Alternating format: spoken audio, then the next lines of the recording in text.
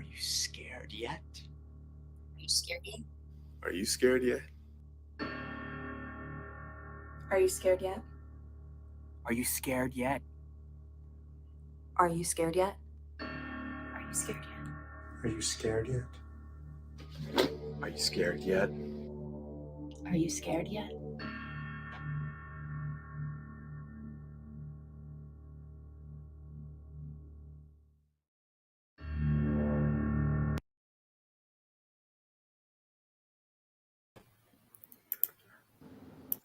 Okay, guys, how y'all doing? Welcome to this week's episode of the Comic Book Geeks podcast. That was a small trailer for not even a trailer, I guess it'd be what they call a teaser for the upcoming film Spread, Pigs to Slaughter. The creators of that movie will be our guests later in the show, and we'll talk about that movie, but that was just to give you a little taste of what's to come. But here we are. It is Wednesday, what is it? June 18th already? Wow, this or 15th. I can't even read. But this year's just get flying by, and I'm getting crap sent to me that I don't know what it is. So let's exit that. And all right. Anywho, welcome to the show, everyone. So what's been going on this week? I have a few things I wanted to talk about, but we'll let you guys. Anything you've been reading, watching, anything you want to talk about from the week? I just finished Titans. You know, that was a lame ending in my opinion. You know, I haven't read Shadow War, so I don't know how it leads, but I was ready for Deathwing. I was ready to see that, like full force, like okay, Deathwing, yeah. Nightwing trained by Deathstroke. Yeah. Then it never happened. Or if it happened in Batman, I never read it. Or it happened in Nightwing, I never read it. So I'm like, what happened? So but now it's the whole dark crisis thing going on, and it just blew over everything. Like if Future State was a thing, like where are we at now? Yeah. I'm still throw it off. Well, that just goes back to what we talked about last time, where it's just not like clear where the continuity is. You know, I was busy catching up on all the new shows that were out. You know, I've got all the new Boys episodes I finished watching, and Miss Marvel, which is cool. We'll see. You watch episode 1 and 2? Did the new one drop already? Every Miss Marvel, yeah, every Wednesday. Okay, yeah. So I'll watch it after the show. It's even funny because her blog in the TV show drops every Wednesday, and her show comes out every Wednesday. Oh, okay. Yeah. Disney did their part on that one. Yeah, they have their moments. You know, I think Disney's decent for like the way they work with Marvel. I like that this show is different than the other Disney Plus Marvel shows. I don't know, if like just the whole feel of it. And does it feel like a Homecoming to you? I don't know. It gives that a little bit because it's a teenage kind of thing, but I ain't blinding myself so bad now. I just like the whole presentation of the show and how they're doing, like whenever they're texting, how the text shows up in the like background somewhere. Yeah, that's pretty cool. Yeah, and stuff just like that, and how everything, like when she has, you know, her brain sort of flitters off, how it's like. Yeah, her daydreams I think are really cool. Yeah, I mean, keeps it in that fun fanboy realm or fangirl realm, and it's not done cheesy. Like I've seen versions of that are like not even worth it. My favorite scene from the first episode is when she's going over her plan to get to the con. Right. Yeah. That's and that's cool because they mix the heist element to it. Yeah. I love how they showed him as Tony Stark in like little setup plan. When it really got there, he was Bruce Banner. I thought that was pretty cool. Yeah. Oh, that was great. Like, who are you supposed to be? Bruce Banner? Oh, I love the Hulk too that her dad came out with. That whole moment, you're like, oh man, I got to give the guy some credit. He tried. Yeah. No, it was crazy. My coworker told me that the outfits they used was from like a meme or a viral video from online of some kind of Arabic cosplayer that uses that So they pay homage to that. That's cool. That's cool. Well, they did the BTS where it was like a little montage of like photos of her at the con, and they must have done it at a real con because I've seen some of those cosplay people in the photos. Like the one guy that looks just like Robert Downey Jr. He goes to all the cons, and it's spooky. But he's definitely not. Once you get close enough, you're like, oh no, that's not really him. It's probably like San Diego last year or something. Well, right. What was crazy about that? At the end of the show, it shows a Georgia Peach, so it could have been filmed in Atlanta. Like that's true. That's true because that's where they do all that. Like everything gets filmed in Atlanta. It seems like. Yeah, it's crazy. If you want to be an extra in something, go live in Atlanta. Yeah, I don't know if they're still like looking for zombies, but there was a good period of time where like Atlanta was like the zombie capital. Yeah, it still is, but I think they migrated somewhere else since all the they migrated. Yeah, they migrated. The weather changed, so they had to. Yeah, the whole just as a herd. They migrated. Yeah. I don't know if you guys been watching Obi-Wan. Oh, I just finished it today. Yeah, how'd you like it? I go ahead, Specs. I'll give you my. I kind of seen what happened. I don't know if we can spoil it. I don't know, but I kind of seen what happened. This episode coming, but I didn't think that Obi-Wan was going to team up with her. I thought it was going to be more something that she does on her own. Yeah. But I mean, I was cool. Like you said, Darth Maul's not gonna be in there, but I just want to see how this next episode is because I'm pretty sure there's no more Vader. You don't think there's any more Vader? You think that's the end of it? Well, not. Only thing I think they're supposed to go to his palace, his castle, whatever you call it. I think they're supposed to go to it, but I don't know because I feel like. It's like all hands on deck now to save Luke, I guess. I don't know. We shall see. Well, maybe it's just like relics of Vader, I hope not, because I want to see more Hayden Christensen. So. You do? Yeah. How you feel about the episode 2 flashback?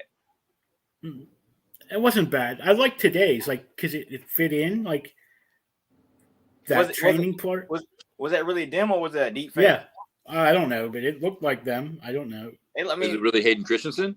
No, it's really him, but they look 20 like years older. They put fake faces so they look like they did in. I mean, it's really according to Hollywood Reporter. I just saw an article about getting back together, working with the Star Wars people. Yeah. And I just thought, man, what else has he got? Yeah. It's all them, and it's James Earl Jones too came back. Oh. But I think they did something with his voice because the last time he came back to be Vader, he didn't sound as good. He'll see. And now he sounds like Vader again. So. Oh yeah, just keep James Earl Jones in an ice bath and just. Keep what is that little thing that Boba Fett was in? The little the back to tank. Yeah, he put him in one of those. Yeah, exactly. Eat him. There was something else, and now my brain just went. It'll come to me before the end of the show, and that's when we'll. The boys. We didn't do it. I haven't watched it yet. I'm so far behind. Oh, wait! You saw the last episode of the last season? I haven't watched any of this season yet. Oh, okay. I've just been so. I usually wait for a little while so I can binge a bunch of it.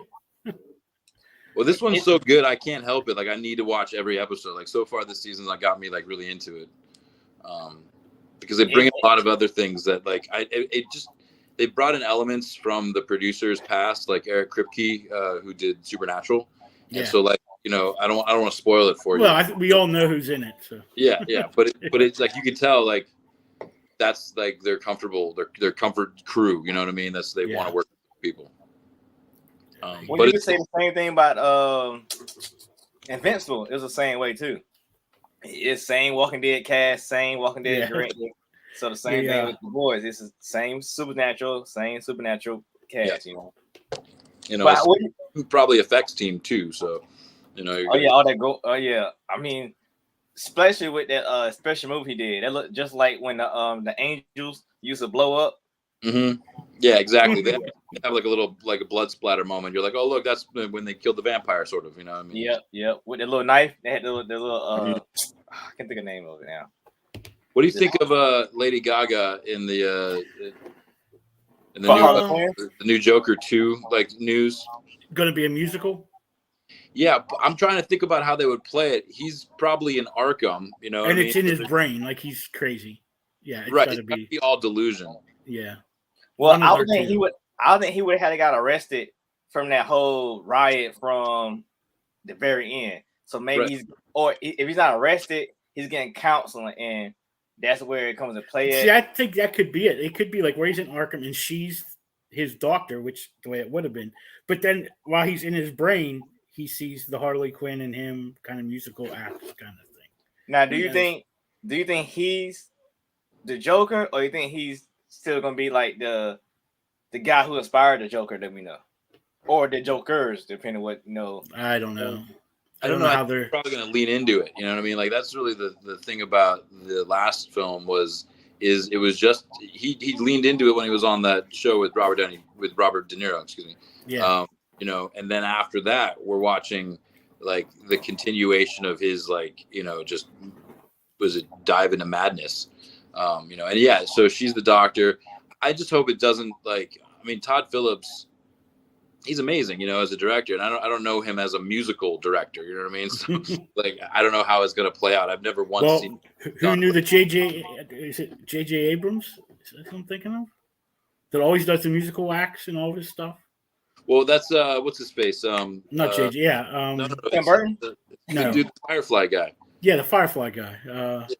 Joss Whedon. Joss Whedon. No. Yeah, he always every show he has a musical episode. Yeah, exactly. And like try to make sense in Firefly. Yeah. Now, what do you think about the Batman 2 is a go, right? As far as I know, we haven't heard any different. What do you think since everybody's coming back, who do you think the villain gonna be?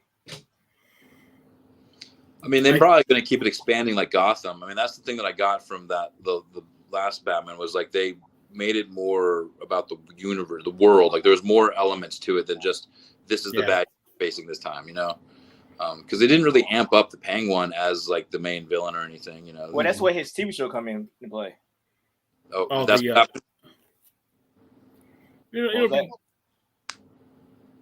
What'd you say, John? So that's what's happening. Is they're turning into a TV show? Well, the Penguin has its own TV show that follows after the movie. Oh no shit! Yeah, they were supposed to be a Gotham PD show, but now I guess they're changing it. It's they got HBO Max. That's one too. They got both of those. I know that was one of the. Oh, they're doing it like in Walking Dead. Just let's throw out everything we can. Yeah, well, and HBO Max. Yeah, that was the idea. They wanted to do the Batman, then have the expanded universe from that movie because they didn't think the Twilight guy was going to be Batman more than one.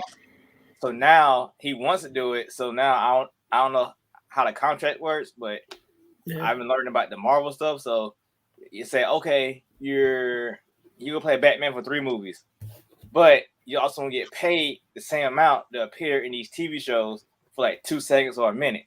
And so nobody's gonna turn out that money. So he's gonna probably do a small cameo in the Penguin, small cameo in Gotham, because you can't really have on these shows without Batman. You see how the CW shows turned out. So you got money on the table, might as well spend it.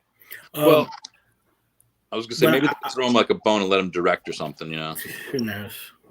I haven't watched. I just watched it Sunday, maybe. No, what's today? Monday, maybe. I just watched it. Maybe even yesterday. I don't remember.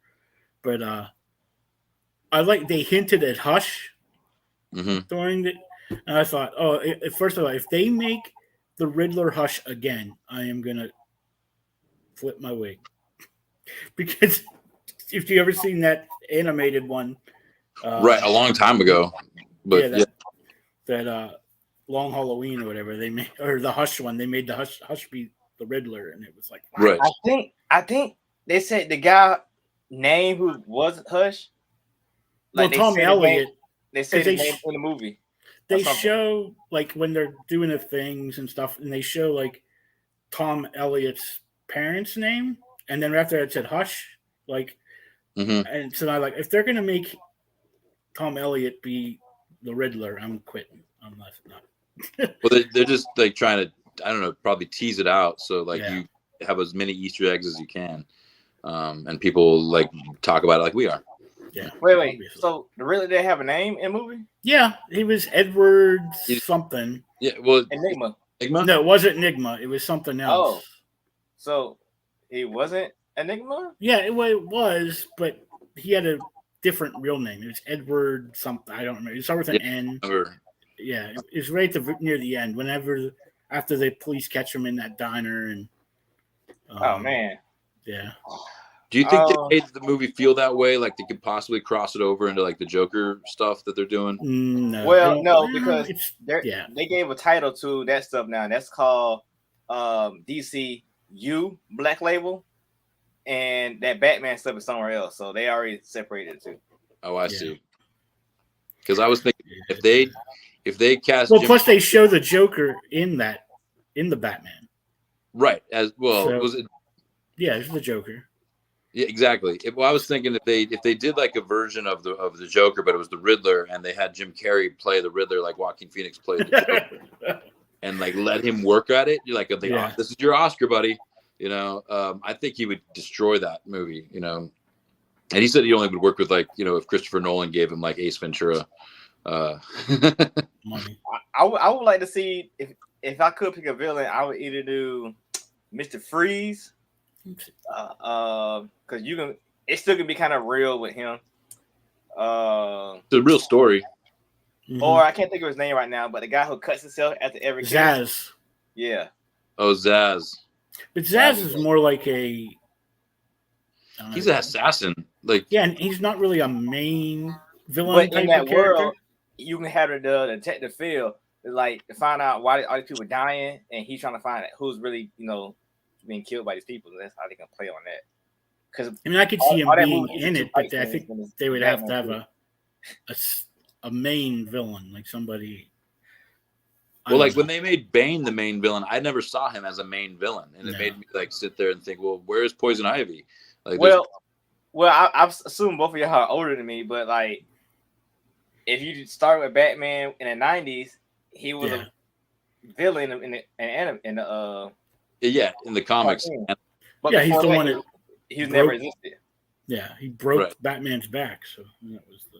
Yeah, he made an element of Batman's like whole like storyline go a crazy direction because of that, And I'd like to bring in more of the Azrael, Azrael. Oh, that's my favorite character.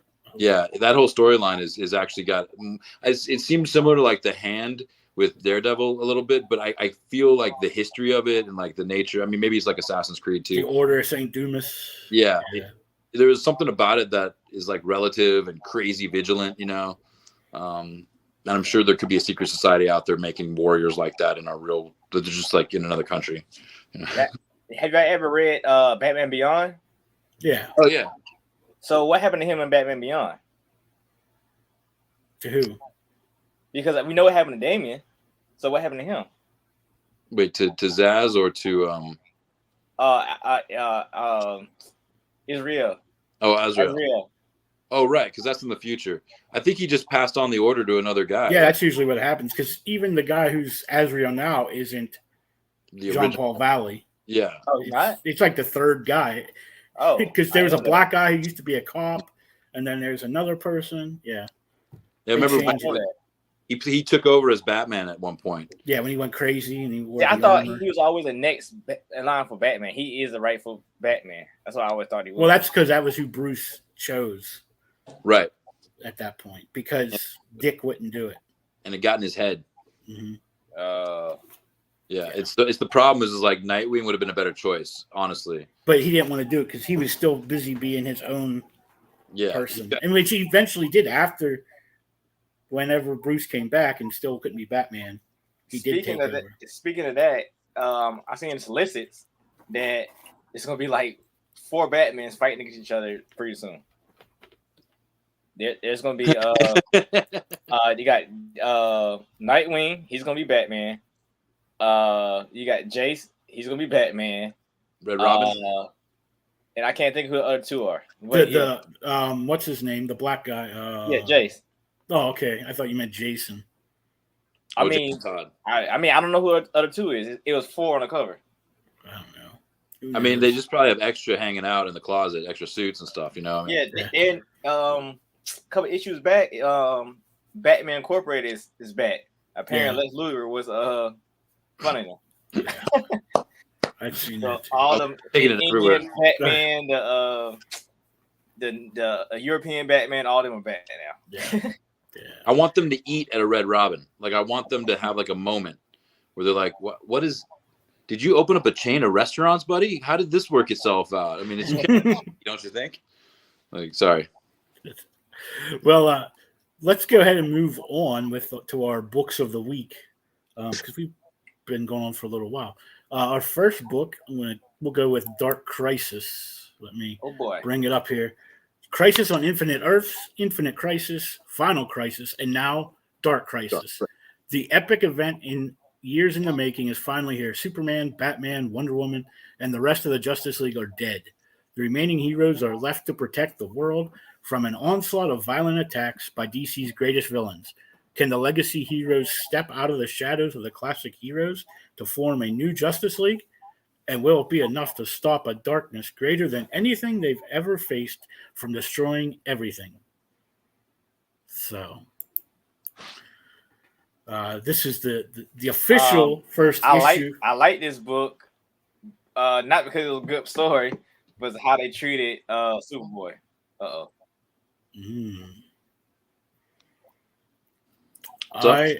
I am not sure. The one thing I had a problem with, now I haven't been like following all the Batman stuff. I'm lagging. If y'all hear me, I'll talk when I catch back up. I got you.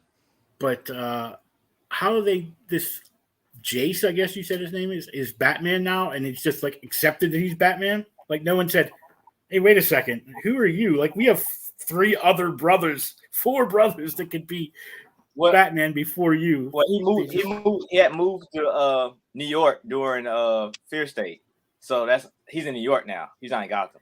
Oh, so he's the New York Batman. Yeah, because I forgot what happened. Something happened. He was like, "You know what? I'm gonna just go to New York," and that was it.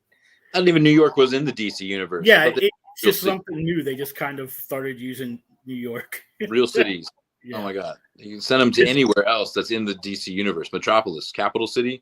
I mean, there's other cities. It always confuses me because when I was younger, I always thought Metropolis was New York City, but then you learn to find out it's not. Gotham is New York City.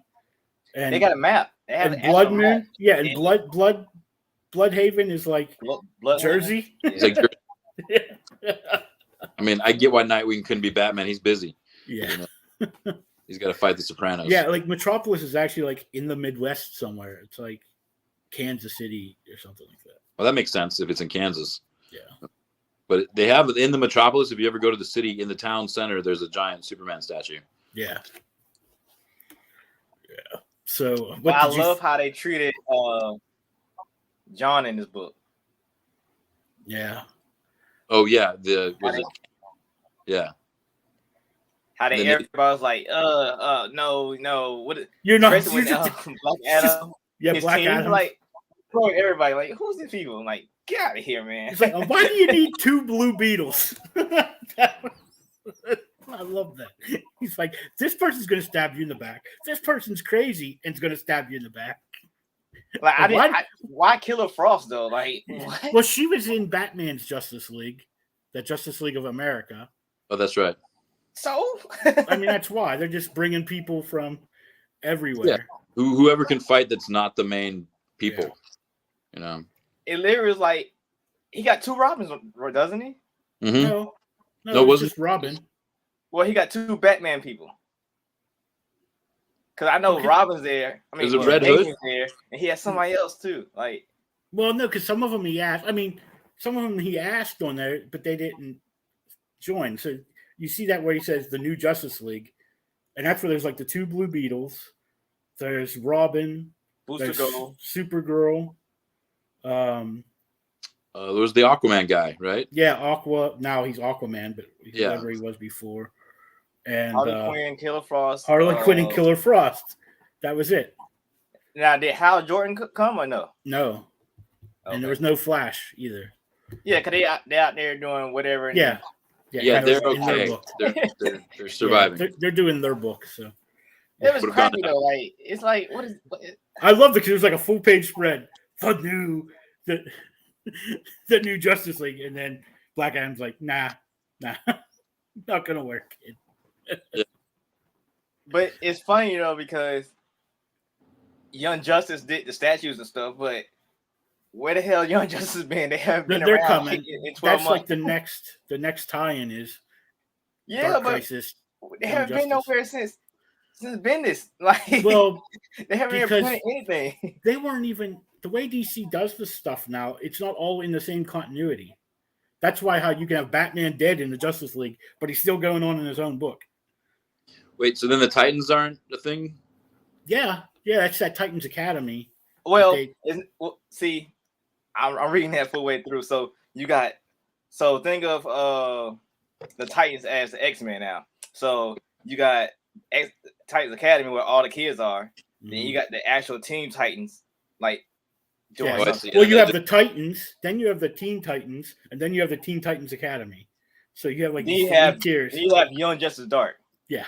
Okay, so that's how it goes. The Academy, the Teen Titans, the Titans, and then you start getting into the Justice League ranks. Yeah. No, Young Justice Dark is under the Titans Academy. They just some students that made their own thing together. Oh, I got you. Little gang in the school. Yeah. Okay. Yeah. That's fun. I like Stitches. I like Stitches. Is that his name? Patches, I thought it was. Yeah. The girl with the looked like a quilt. Yeah, whatever the doll, whatever it is. Yeah, she looks like a quilt. Yeah. It's like a good a PG version of Deadpool almost. Yeah. A mix between Deadpool and is his Rags or whatever. Who's that DC character? Remember he was on Arrow for a little while. Oh, right. I remember what you're talking about. Yeah. Vaguely, but yeah. Anyway, so that was a good book. I mean, it seems like that is going to unfold, and it's another. I'd have to collect all of them, to make and then, it. I don't know if it's a spoiler or not, but was that Parallax at the end? Well, they said Parallax killed the things, but no, wait, was it? That looked like Parallax to me. I thought it was. Yeah, I thought they made a reference to that, but yeah.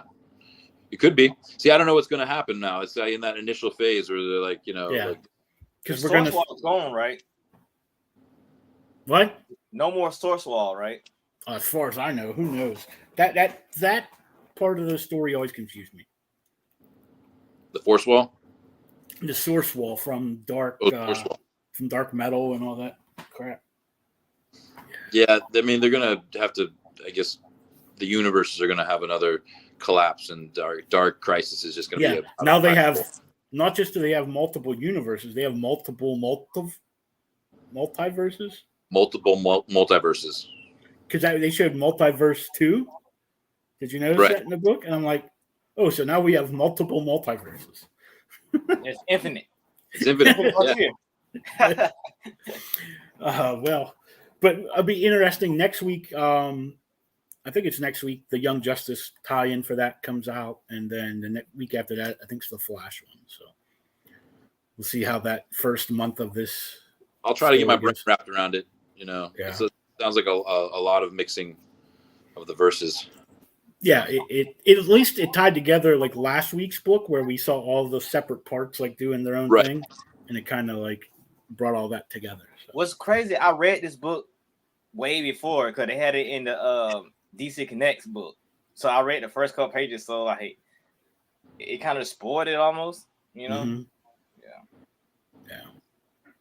But we'll move on to our next book. Let me see which one we have. We'll save that one for last. Okay, we'll do. Oh, what the heck? I think I lost my page. Hold on a second. There we go. Dogs of London #2. We actually on our first show we're supposed to do Dogs of London #1, but something happened. We didn't get that show in, so I figured we'd bring back Dogs of London #2 and can kind of do both books. But it says someone has crawled out of their 50-year-old grave. Someone that threatens to tear down the carefully constructed lives of ex-gangsters Sir Frank Babs and Terry Larkin. As Frank and Terry set about killing what should already be dead, we travel back to the 1950s and the brutal Borstal, which I think that they pronounce that. I'm terrible at stuff. Where the young dogs to the notice of eugenics obsessed Professor Hartman, and to the swinging 60s where Frank's dangerous love affair with the beautiful Audrey Quinn reaches a shocking conclusion. Unquiet graves and very noisy neighbors ruin the peace in part 2 of The Dogs of London. And this is from Aftershock, I believe. Yeah. So, what do you think about this book? Is it a horror book or a detective book? Like, what kind of book is it? It's kind of a like horror detective book, I guess. It's got that mob feel, like, but then there's also that supernatural thing near the end of issue 2. So we're kind of like not sure. Then the covers of it just throw everything off. Well, yeah, because that's just playing off artistic, the name. Yeah, artistic. Yeah. I feel like I missed this one for some reason, and like I don't remember it. But it's not the same one where it was like those people in the back of the truck. No, right? no. Dogs of London. This is the one that takes place in England. The old gangster, he becomes a knight, like he gets knighted. His son's running for parliament, and he was an ex-gangster. Him and his buddies, they were like the Dogs of London. And when they were younger, they killed these 3 guys. Like when they allegedly killed these 3 guys. Well, they assumed they killed them and buried them. And now, 30 years later, they're back and they're still young. They're like 30. They're like in the 20s.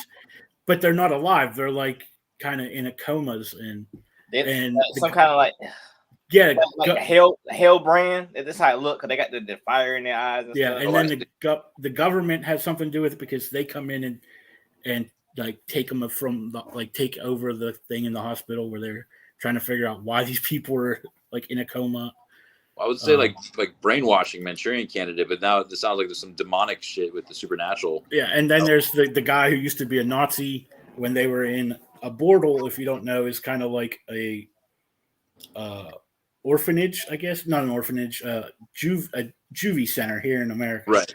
But in the 50s, I guess, in England, they were like really bad.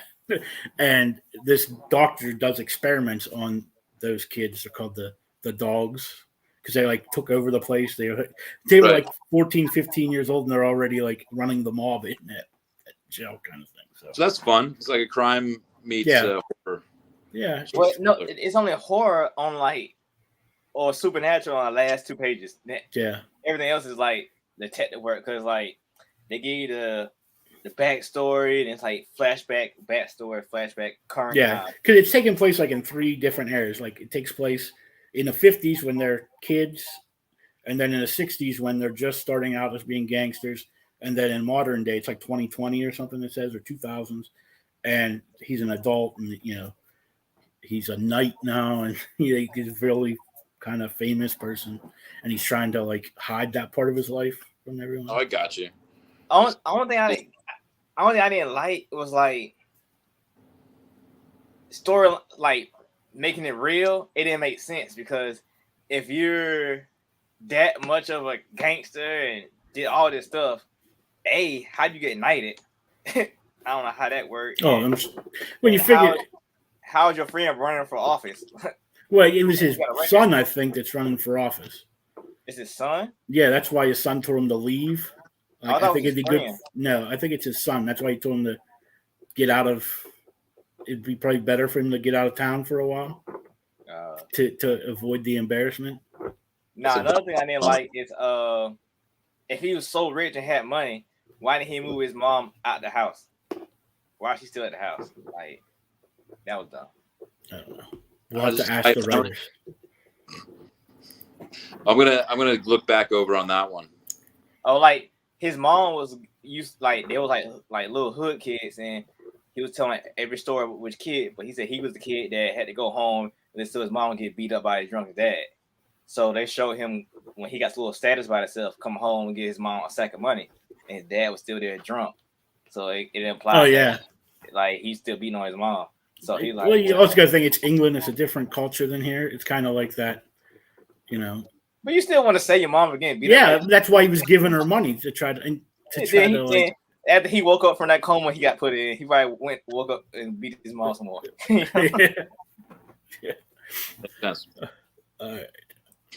So we'll have to keep an eye on that book. I'll probably keep reading it just to find out what's going on. What's these things? These you know how long it is? I can tell you real quick. Maybe I can anyway. Okay, I mean, I was interested, but I mean, I read them back to back, but I just don't know what's going on. Trying to figure out what's going on, really. I mean, I guess the writer's doing his job. Yeah, I'm not Maybe sure. it's a slow burn. I thought I seen it somewhere, but I don't know for sure. But we'll go ahead and touch on our last book of the day. Well, of these books, of our group books, and that is That Texas Blood, issue number 14. And this is from Image. It's written by Chris Condon and art by Jacob Phillips. And it's The Snow Falls Endlessly in Wonderland, Part 1. That Texas Blood returns with a brand new story arc. As a winter storm looms over Ambrose County in January of 1992, a local woman's body is discovered and believed to be the latest victim of a horrifying West Texas serial killer. I thought this book fits in good with our theme for the night. Yeah. I don't know if you've read any of the other of those books, That Texas Blood, but it's all kind of, they're not all like slasher ones, but it's all takes place in this made up county in Texas throughout different time periods and crimes and murders and stuff that go on. Well, there used to be a lot more horror books. I used to see like Clive Barker had a bunch of series back in the 90s and early 2000s, and I don't know how these slasher, like in Texas Chainsaw Massacre, stuff like that, and how they maintain themselves. Besides The Walking Dead is its own little horror thing, but like in this stuff, it's all like killers. So, did you guys not read Paprika or Twig or Grimm? Well, those were books that were picked by other, for you guys to talk about, like. Okay, because I definitely read all of those. Yeah, we can get them because the Paprika ones and Twig were both Paprika. What? Yeah, Sweet Paprika. Yeah, I didn't see that one. Yeah, it's in the other books because it's wild. Yeah, I mean, I seen everything. I seen the Star Trek stuff. I added it. Yeah, I did that because I was gonna say Kurt. My Phil didn't let me know what books he wanted till like Monday, I think it was. Oh. Sunday or Monday, and then I added them, and then he couldn't be on the show. So, and Sweet Paprika is like 10. There's 12 issues, and it's like on issue 10. So, dang. Yeah, it's got like a weird, it's like almost like 50 Shades of Grey meets like hell. Aliens and angels. Yeah, exactly. I mean, not aliens, demons and angels and sex and. Yeah, it's more like it's like Sex in the City if the city was hell. Yeah, and it's was it Minka Adolfo or something's the creator of that? I can't ever pronounce their names. I love the artwork because it's very caricature. Yeah. So it takes a lot of those like heavier, maybe even perverted issues and makes them like cute. I hate to say it like that. He has another book that's really good, and as one of the books I was thinking about doing is Unnatural, and it's just started like the second volume of it, and it's kind of about, I don't know how to explain it. It's a kind of that same type of stuff. The main character is a pig, like think of Miss Piggy, but it's sexy. Right. I Okay. guess that's the best way to. It was like some twisted sort of pulp comic kind of thing. Yeah. But anyways, we'll get back to That Texas Blood. Yeah. So, what did you guys think of this book? Specs. How was Texas Blood? I mean, it felt like a TBS show to me. A TBS show? Yeah, I mean, the Texas Ranger.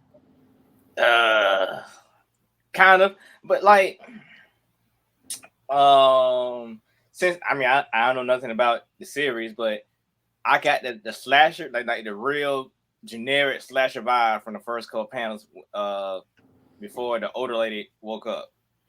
Then like all that stuff at the police station, I was like, I don't know, feel like fluff. So like I feel I like think that's the stuff that I don't. Who knows? I'm going to go back and look at the last story arc because it seems like there's something we're missing with that part. Like, what's going on? Well, maybe not. If you continue reading, the last 3 pages, it was like news articles and emails and stuff that kind of filled in the blank. Like, but I thought that was cool in the back. But like, I mean, I see this being like a drawn out thing, but I don't know.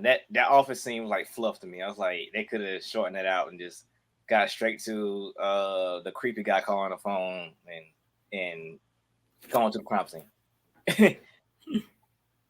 Is it got a True Detective vibe to it? I mean, like, so it's not a police story. No, it's like a daytime TV show vibe. Like it's not even like I didn't even feel them trying to investigate anything. It was like you met the character, then you met the supporting characters, boom, the murder, boom, now you hear the killer's voice type thing. It's like okay, and then tune in for next episode where we might hear another hint at the end of the episode. Yeah, next episode, Dragon Ball Z, boom. Right, exactly. We're like, today, are they gonna fight? When are they gonna fight? Yeah. I liked, and when I was reading, I thought, well, this is very Scream-like. Yeah, that first couple pages, like how it opens with that and slasher type vibe, like yeah, it was like that was like no, it's not. That was like a Scream, and then what was she watching? She was watching a horror movie. I can't remember what movie it was now. But then I went to after I read all that, I go back and I was reading. They do an interview thing with the writer, with Christoph Konder. Is the format different than a normal comic or something, or the way that it's presented? Like those letters in the back, are those like from fans, or is it part of the story? There's that part, and it's not really a letter. Like in the other ones, they've had fan letters, but in this one, they're doing an interview with the writer, with Christoph Kondon. Oh, cool. Condon. And he even says in there, they ask him about it, and he's like, well, the opening scene we did, it was a homage to the Scream, and it was another. And I was like, well, that's why it felt like Scream to me, because that was meant to be that way. Cool. But yeah, he's having troubles, I think, again with his. But see, there he is. He's gonna pop in and out, in and out. There's Specs. He's back. Maybe is it the real Specs or is it the clone this time? Yeah, this is the clone. This is the real one now. The clone might be okay. back. Oh, Ben Riley's gone. Thanks. All right. Yeah. So I'm interested because, like I said, all the other 13 issues take place like in that made up county and different murderers. But this is the first like kind of slasher one that they've done where it's like a horror kind of feel to it. But even that, he said they're not doing it like as your normal slasher thing. So we'll see how it plays out throughout the series, I guess. But speaking of slasher, did you have something else you want to say, John? Yeah. Do the other issues feel like there's homages to other popular cultural like? I don't know. I'll have to go back and really check it out again because it's one of those books I would read occasionally. Right. I mean, it wasn't like a thing I read constantly. But earlier you said about horror books and not seeing so many of them. Mm-hmm. DC actually does. Is it DC? Yeah, DC does the Hill House stuff. Yeah. Oh, cool. Joe Hill has like a little imprint thing inside of DC, and they do some horror stuff. Like he did. There was a series in there called Basket Full of Heads, which I really liked. Yeah, I heard about that actually. And now they have the sequel. It's like Refrigerator Full of Heads or something like that. Yeah. So that's fun. Yeah. Like Jeffrey Dahmer's writing. Maybe. But anyways, since we're talking about slasher films, tonight we have two guests with us. They are the creators of Spread, Pigs to Slaughter. It's a new film that they are funding right now on Indiegogo, and we'll bring them on. That is Kurt Belcher and Robert Christopher, but I call him Bobby, so we'll see. How you guys doing? Hey, how's it going? All Good. right. How are you guys? Well, all right. Welcome to the show. I'm sorry you were hanging out back there for a little while. Not at all. It's fun to listen to. Sometimes we get talking and we don't know when to shut up. This is my normal thing. I sit there taking notes while you guys are talking. You know, let's see. I might talk to him about this. I might talk to him about that. Sort of get out my Aftershock comments and stuff like I've that. been sitting here the whole time, like about to say something, and I'd be like, I'm not on camera, so I can't. Right. I'm like, I really want to talk about that, and I really want to talk about that, but then Me, huh? Yeah. Well, I can't stop myself, so I just sit there writing. And Yeah, that's, there you go. you know, no one else listens to me anyway, so I just write to myself and I read it later going, you're really smart. That sounds familiar. Right? Was there something we were discussing, Kurt, that you wanted to chime in on? well, I mean, no, just that Texas plug, you were talking about that, and Sounds cool. what Specs said about it feeling like a daytime drama or something. It does feel like a soap opera, to me. And with just like a few horror elements thrown in. Do here you and think there, that's Image's kind of input on it, trying to not make it go too far? Maybe, I don't know. I mean, Image is usually pretty open, seemingly, to stuff like that. But I don't know. It could be. It could be. I liked Nail It was Biter. like maybe a dialogue did it. I don't know. Yeah. I as I said, I want to see because it just feels like there's something that we're missing in that first.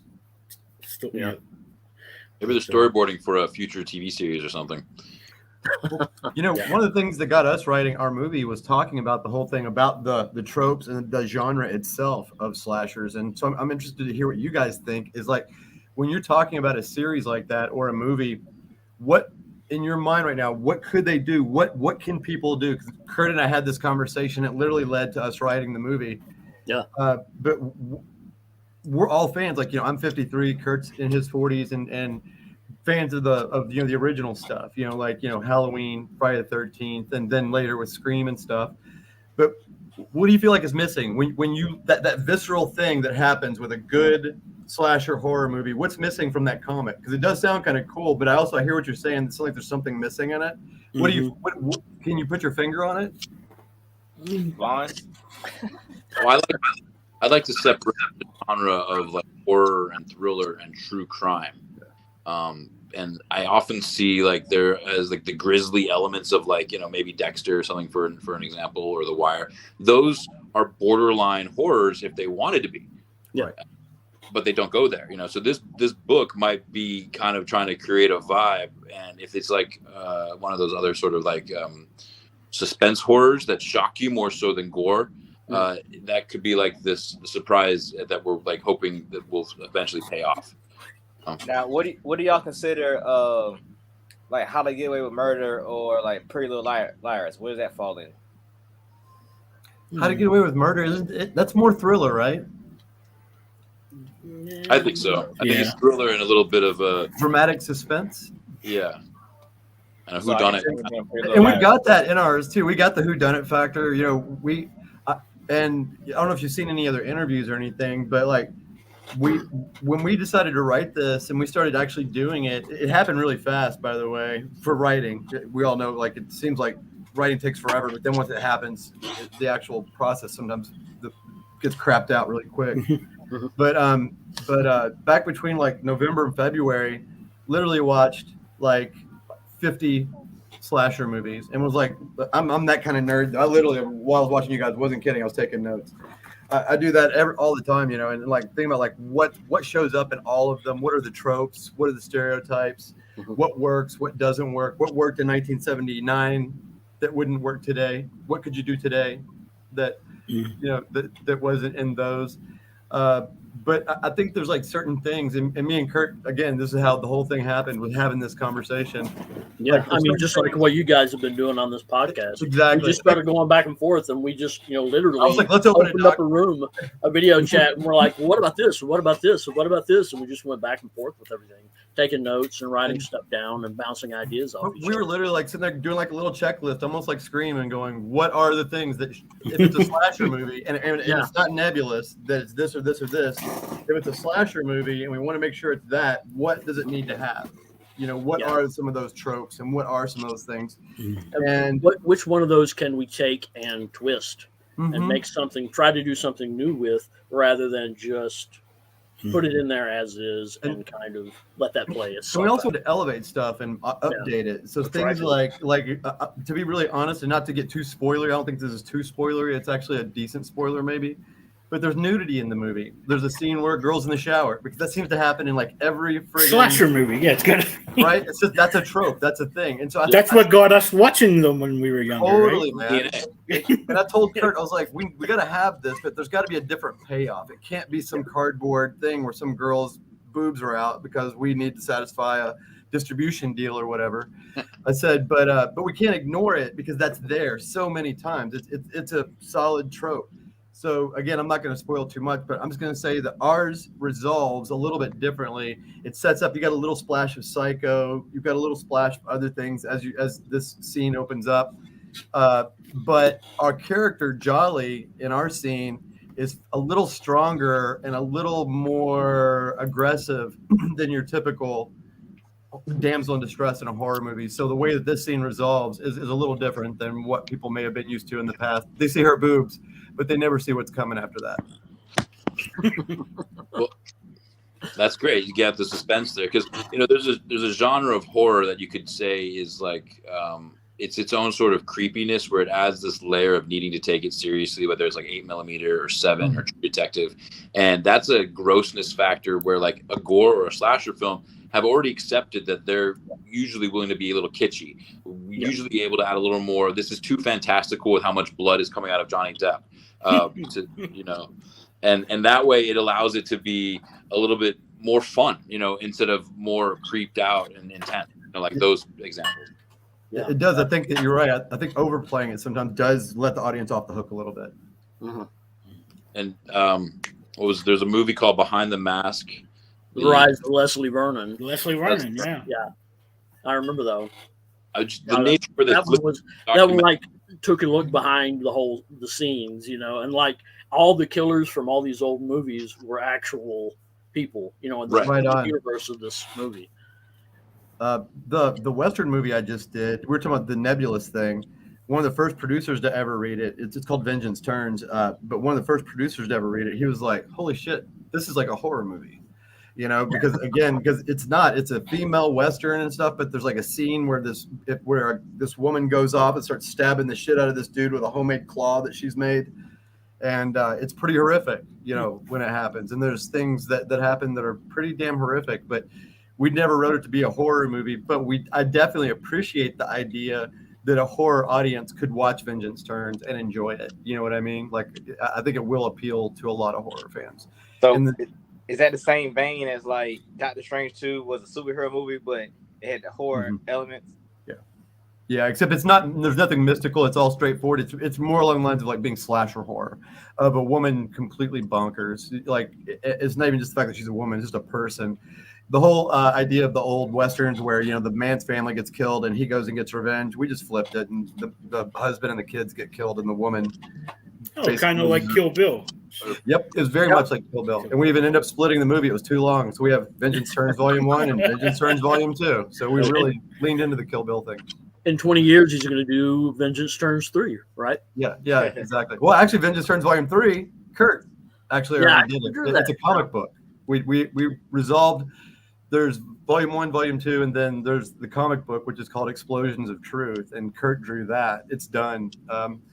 I'm lettering it right now, and we're gonna give them away at film festivals this year. So, was it hard making a comic book in like versus making a movie?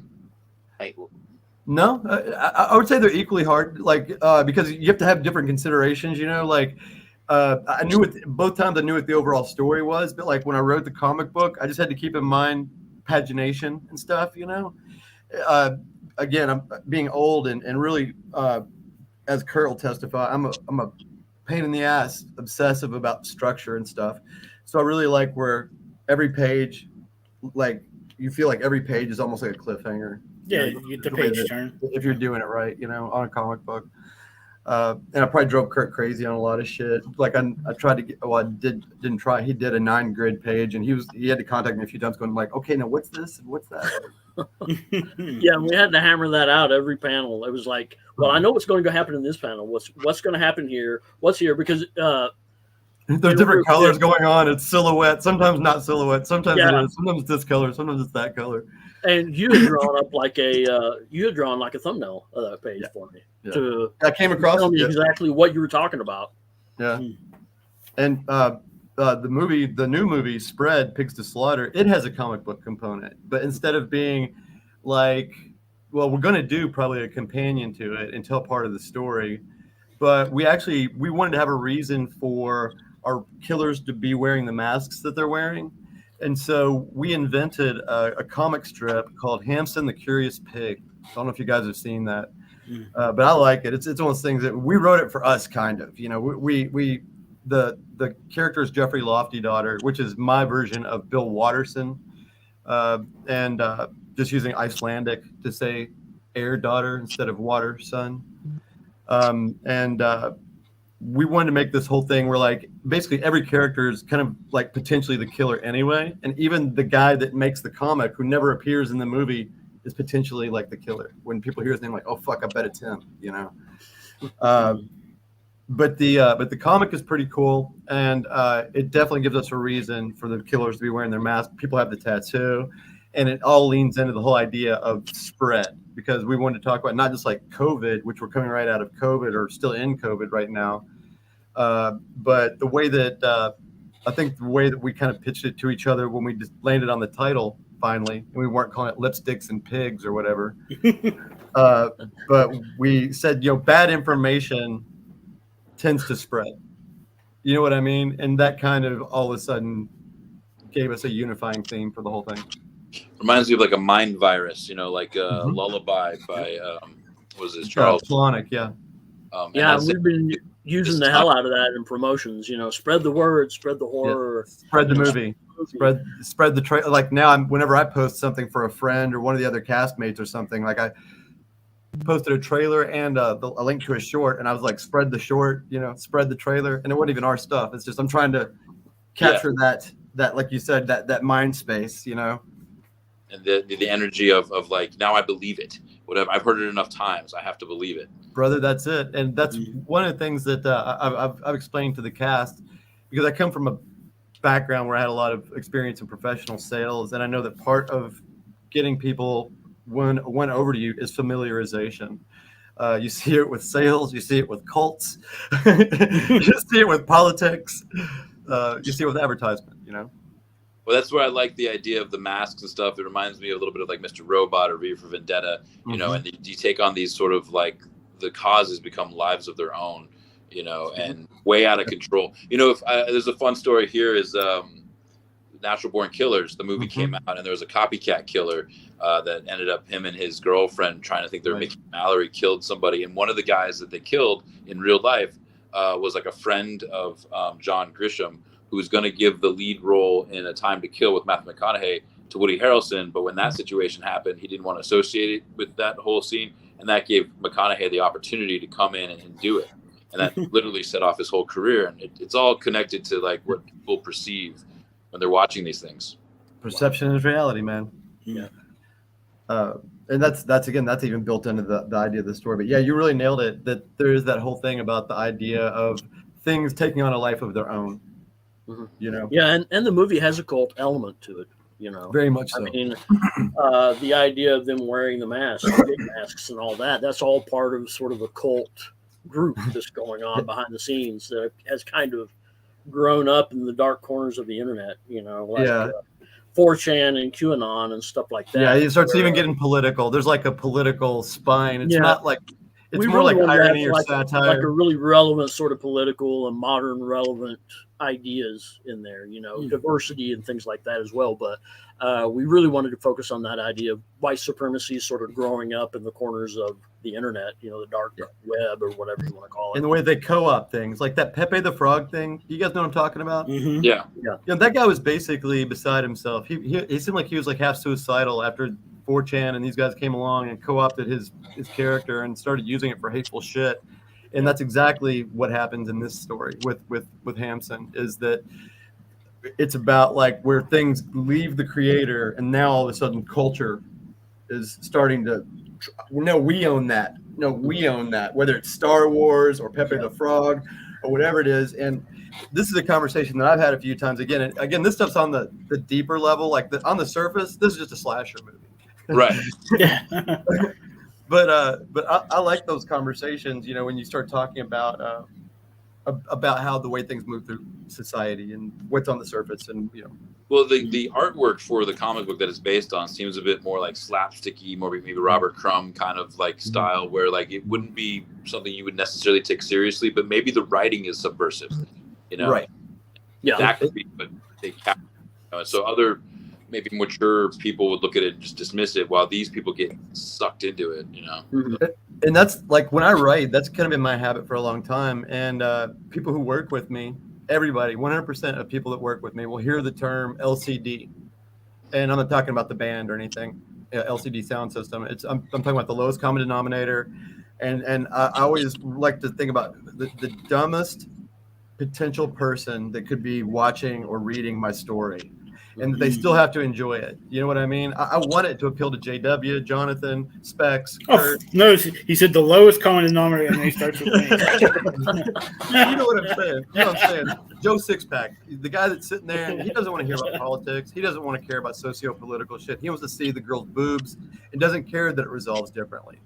You know, but other people who watch it are a little more thoughtful, like, holy shit, I never thought that was going to wind up that way. You know, and it's neat to be inside of the change that you're wanting to see happen. And we deal with everything from racism to class warfare and religion and shit like that without ever spending any time on it and not ever being obvious about it. We just kind of touch on things and go. Oh, that's fun.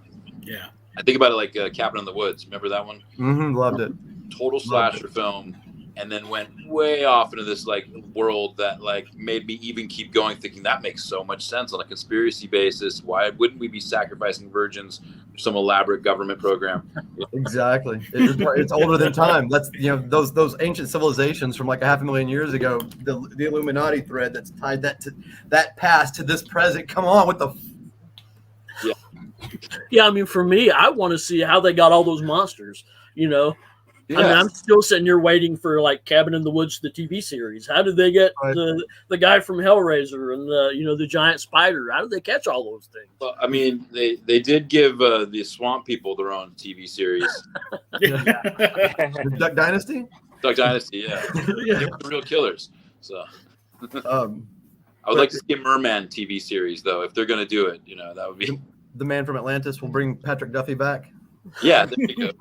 It'll be fun. Patrick Duffy. I used to do that when I was a kid. I'd be swimming around going, I'm the man from Atlantis. And then he was on Dallas. I was all upset. I was like, oh, fuck. You're spoiling it. And then he was the dad on Step by Step. Yeah. Right. Yeah. Dude, you left the man from Atlantis way behind, man. We quit being friends a long time ago. But yeah, the comic book part with Hampson, it is neat because the character Jeffrey Loftydaughter, who never appears, who writes the comics, we told Michael Spivey, the actual artist. I don't know if you guys know Michael. We had him drawing these comics while we were writing the script, and he didn't know what the heck was going on. Mm-hmm. But we would tell him weird stuff, man. We'd be like, okay, so this guy who you're pretending who you are, he's going through a dark period right now, man. Now his property has been sold away and he still has control over the comics. So he does some weird stuff, like where Hampson's like walking off of the set and it's just his ears and he's saying, who's going to make me stay and stuff. And then later we're like, okay, now he's really upset. And someone's just like abstract or whatever. And he was like, okay. And then we gave him the screenplay after all of that. And he read it. He was like, holy crap. You know, I get it. Made all those little connections that we were trying to, hit through all these cartoons that we were doing. That would, but it gave me and Kurt and Spivey, once he got into it and understood, not only were we able to do it for the movie, but it literally gave us a vehicle to scream about shit, as Loftydaughter might. Like you were talking about how it really was done in this kind of Crummian fashion or whatever, was really the origins of it, is that this cartoonist, a la Bill Watterson or the guy that did Pepe the Frog, just decides, I'm going to start doing a weekly Instagram comic, and we call it Procrastogram. I almost based that on Spivey, to tell you the truth. And I'm just going to do this weekly Instagram comic, and then it gets popular and it takes off, kind of like that kind of thing. Well, it's all still very cerebral. I mean, like I think of like films like similarly like Cool World, where it like gets out of his control, you know, as the artist, and how it all can like tie, or BoJack Horseman, where there's meta levels of the cartoon and the thing that you're that's being filmed, because what you guys just did was allow it so that the person who's influencing the sort of umbrella plot didn't completely know how he was influencing it as it went back and forth. That's pretty cool. Yeah. And it's like I keep on, and I think Kurt's like this too. There's certain things that I'm dying to tell people, you know, as far as what some of these connections are and stuff like that. And how it all resolves, the cult-like part of it that we were talking about. And I feel I'm to the point now where I almost feel like spoiling some of it. And one of the biggest kills that anybody's ever going to see in any horror movie, any slasher movie ever. I just feel like spoiling some of these things, but I'm not going to. But I will tell you that stuff like incest gets involved in this by the end of it. By the end of this movie, you're just going to be going, what the hell am I watching? I mean, literally, you know, as all the murders start happening, all this information starts coming out. And it's just like, oh, Jesus, what the hell is this? You know? Will I have to take a shower afterwards? Yeah. Because you'll be laughing and enjoying it, and you'll feel very dirty because of that. You're going to be like, that was really good. Yeah. What did I just... And at the same time, we also wanted some humor in there. You know, I mean, that's why you're gonna take a shower. Some humorous moments in it for laughing at this shit. You're gonna. It's like getting your card punched for like your 10 more, and you're straight to hell. You know. And how are you gonna do it on $150,000? Brother, we're probably gonna end up doing it on less than that. The way that we're going right now. But that's a great question. And if people will go, let me just preempt. I'll answer that question. But let me say real quickly, if people will go to our Indiegogo, if they go to Indiegogo and look up Spread the Movie or Spread Pigs to Slaughter, that if they say they saw it on your podcast or any of you guys, tell them. You don't even have to, they don't have to even watch it. If they do any backing of us, even the $10 just social media shout out, all they have to do is mention that they got it through you guys, because of you guys, and we'll also send them something that's the only way to get this. It's not being offered as a reward on there. The PDF of the collection of the Hampson comics. Oh, that's so cool. It's like 45, between 50. It's getting close to 60. 60 is the goal. So it's over 40. It's somewhere between like 40 and 60 individual comic strips that'll be all as one book. The book is coming out as a reward, but the PDF is not even offered. But anybody that does any backing at any level, all they've got to do is mention that they saw it because of y'all's show, and we will send them the PDF of all the Hampson comics for free. The book, it'll be not just randomly put together, but it'll be the same book just as a PDF. That's cool. Nice. Cool. Now, to answer your question, it takes a lot of skill, man, and that's what makes me nervous about having to do it with less. Because I even know that we can do it with less, but I start watching our window contract on like how many takes can we do to get things right, and how many options do I have, and do we have when we go back into editing? If something doesn't look exactly right, we may not have time to have gotten a second take at it or another shot at it. We may have to put a less satisfactory take on the screen if we're under that 150,000 by much. But at 150,000. This is, again, what me and Kurt, when we realized that we weren't just talking anymore, but we were actually writing a screenplay, I told him, I said, dude, whether we sell this or produce it, let's do this in a way. Let me show you how we can do this to where it's an economical slam dunk. Somebody will either buy this from us or help us shoot it, because we'll write something so lean and mean and so punchy that they'll have no way to resist. And so there's no background characters in it. There's a total cast. When you count the stinger and everything, I believe there's 13 people ever to be on the screen during the whole thing. And most of that is the core group of about eight actors. And so that's the core of the movie, is about 8 actors. And then there's one or two extras at the beginning, or not extras, but day players at the beginning. And then the cult leader and a grandma and some people. Pivotal roles in the story. Yeah, everybody's critical. There's not one character wasted. There's not 1 second of character time wasted on any single character in the movie. But we really sat there and we balanced out everything. We went over it. Once we knew what the story was, we knew who the characters were, we knew what was going to happen to them and approximately what order, we started really going through and really making sure that every character had a reason to exist. You know what I mean? And that again, nobody was wasted. So wanted to make it super efficient. I didn't want it to be over 90 pages. I think we got it, 84, 85? Something like that. It was under Maybe 90. 86 now. Yeah. But 86 pages, lean and mean. Perfect. One location. Within that one location, we got outside, inside, different rooms and stuff, but we don't have to be going all over God's country. Vengeance turns. We were in Big Bear, Malibu, Koreatown. We were all over the damn place, and we had 50 extras, and we had costumes, and we had period shit to worry about. I was like, we're going the complete other direction on this one. So if we have a group of professional actors who know their stuff and they're prepared and they're ready to, everything's been rehearsed and we're on the money when we get in there and do our shots, and we've got a professional as a director of photography as well. We're hiring a professional named Jessica Gallant. She's been doing this for about 24 years. She's shot over 50 feature movies. She's shot over 15 horror movies. And we're already talking about certain pieces of it. Kurt's already storyboarded a good portion of the movie. Mm-hmm. And so we're really going to be as lean and mean as possible to answer your question. Mm-hmm. And like for our FX, we have a couple of big FX scenes, but what we've done is boxed them out. So we've got 2 days where really the big FX stuff happens. So an FX guy doesn't have to be on our set the whole time. He can say, here, do this when it's time to do a bloody scene, splash her in the face or whatever. Yeah. But for those 2 big scenes, we'll have somebody there that day, blah, blah, blah, blah, blah.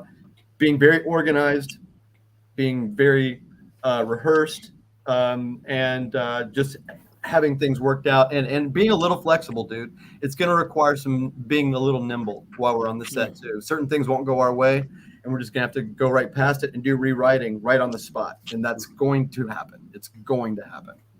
You're based on. I mean, like as far as the budget goes, I mean, $150,000, that's not even micro budget by Hollywood standards. You know, anything micro budget starts at $1 million.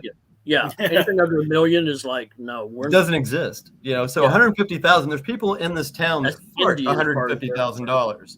Yeah, you know, and it's just getting them to fart in our direction. Well, you know, John's in LA. Maybe you can. Yeah, can I? Oh, John, are you in LA too? Yeah. You still need a cult leader to actor. Well, we actually do. We haven't hired that person yet. How old are you, dude? I'm 39. I'll jump into it. I can look. Order. We can age you up. Oh, okay. You need older. He's busy raping in the 90s. So. Okay, sure. I'll do a lot of drugs and just age myself a bit more for you in advance. I literally sent a letter to Steve Buscemi and his management about less than a week ago. I told Kurt about it, and you guys are the only other people. Our cast doesn't know about it. I told Kurt, I was like, I'm never telling anybody else because you know he's not going to say. But you have to put it out into the universe or it won't happen. That's exactly it, bro. There's a 0% chance if you don't take the opportunity, if you don't take the chance. And I've had weirder shit happen. I don't know if you guys see him, but I've been on local news and shit lately. You know? And that's all just from reaching out and asking people, hey, man, I'm doing this. Are you interested? And they're like, yeah. And I'm like, you are? I mean, yes, of course you are. Yeah, I mean, and that's, you know, you got to take chances. You got to go out there and try to sell it to people. You got to go out there and try to grab people that might be interested in it. You know, we have a couple of fairly well-known horror actresses who may be involved. You know, we don't want to say who it is, but we don't want to let that out of the bag just yet. Yeah. But, you know, who knows? I mean, you won't – you miss all the shots you don't take. Yep. You know, that's what it boils down to. My dad – I'm from Kentucky too. My dad used to say something to the effect of – and he's still alive, by the way. We just don't talk. But he said something to the effect of, if you shoot at the stars, you might miss and just hit the moon. But if you got your gun just hanging at your hip, you know, it's going straight to the ground. You know where that's going. I like that. What were you saying, Jonathan? We're all letting that wash over us now. Just no. I mean, yeah. If Steve Buscemi is listening to our podcast, feel free to contact our friends here. Yeah, Steve. Don't forget, you can also get the PDF. If you give us social media shout out, $10. And Steve. even if you don't want to play the character, you could give us I'll give you a shout out. Give me your $10, Steve. Yeah, or you could become, you know, an executive producer and fund the whole movie. No shit, bro. All he's got to do is say he'll do it, and all of a sudden, all these people that are like, oh yeah, I'll get around to it. Money will come flooding in. They'll be like, of course, Put our we money backed you. down right then. We were confident the whole time, and I'm gonna be like, That's why whoever wins the Kickstarter is the one that did it. You know, they're like, oh, you're our PA today because you won the Kickstarter. All right, come on, help us out with walkies. well, you know, we did put a couple of things on there that are neat. Like one of the things about this movie that's a little different is, and again, we were trying to find out what spin could we put on it. You know what I mean? Still make it where it's clearly a slasher and it doesn't leave that genre. But what could we do to add to it? And we thought about, first of all, with Scream, we just start right off with 2 killers. We're just right out 2 killers, and we're not trying to trick you. It's 2 killers. We only thriller aspect is you don't know who they are. But then what we throw in there as a curve is we start putting phones on the screen. So right at the beginning, when this lady gets killed in the opening kill, she's going up to her house and trying to talk to her daughter. And as she gets her phone out and does this, we'll see her phone appear on the screen here as well. So we can see it getting closer to her face as she's walking, and we see people talking to her. And I'm actually working on this today, Kurt. I'll show you a graphic later that I was working on earlier. But so these phones will appear on the screen and shit. And that's kind of like, again, leans into this idea of the way that things spread. So It's a style choice that's going to make it unique beyond those other slasher films. That's it. So it'll give it its own social thing. media is going to be a huge part of the whole social media element. And we invented our own. It's called Procrastagram. And so instead of Instagram, we invented, and I own we own Procrastagram.com. If you go to Procrastagram.com, it'll go to our Instagram. And instead of followers, they have procrastinators, you know. Love it. And one of the characters, Antoine, in the movie is like a social media influencer. That's his whole thing. And so like all through the movie, he's doing stuff like talking on his thing, and this other guy who doesn't have enough followers will try to get in his feed or on his live, and he'll be like, no, you don't, dude. You know, you don't even have 50,000 followers, and you don't pollute my, you know, you're not tainting my. Yeah, that's one of the big quotes from the movie is 700 got to have more than 750,000 followers in order to get on my feed. Yeah. God, So there's like that whole aspect of it. The whole phone thing, I think, will give it a very unique, like you were saying, a memorable thing. And then we do have a kill in there that I'm telling you, write it down, guys. Write it down that I told you this today. We're filming between September 5th and 20th of this year. So we need that money on the Indiegogo. So if you guys will help us, if you'll spread it around, anybody out there watching, if you'll help us, if you'll spread it around, every single dollar will count. And there's a kill in this. There's a couple of kills that are pretty unbelievable, but there's one in particular that people will be talking about for 50 years. It'll never have seen anything like this. It will be on the list of top horror movie kills of all time. I'm telling you it will, and I'm telling you will not be able to sit in your chair when it happens. You will be not a person in the theater. People will be up on their feet and just like cringing and not able to sit down when it happens. That's the best. Write it down. It's gonna happen. So again, every dollar will help make that scene a little more memorable when it does happen. Because no matter what, it's gonna be memorable. But we want to show you as much of this horrifying shit as possible. Well, those epic kills, they're in Fargo, through the wood chipper, or the nature of, I'm just keep thinking of Steve, like in Armageddon, he lands on the asteroid and everything. Every now Steve Buscemi film that I've ever. You're getting that. You're doing it, man. You're circulating that mental Steve, vibe. if you're listening, please put out the word for us. Yeah, it's an epic kill. That seems like his genre. You know what I mean? Well, on the epic kill side, what happened was I was always a fan of the Friday the 13th movies growing up, and when you get past the second movie, I think there's a divide in the Friday the 13th fandom. That there's one group of people that really like the first two movies and kind of will like include the third movie a little bit in that. But then there's another group of people that really feel like that Friday the 13th really starts with part 3. You know what I mean? And that's where they're dug in. Well, that's kind of like where the Jason thing takes off. 100%. Yeah. With the hockey mask. It's when the hockey mask. Yeah, the Jason that we know. Yeah, with the hockey mask. And so 3 is where they really sort of nail his character. I mean, formula. They get the formula. It becomes the Friday the 13th formula. And part of that is the hockey mask. Yeah. Part of it is elevating the kills every time. So what Friday the 13th becomes, and this is my opinion, by the way, opinions like assholes, everybody got them and they all stink.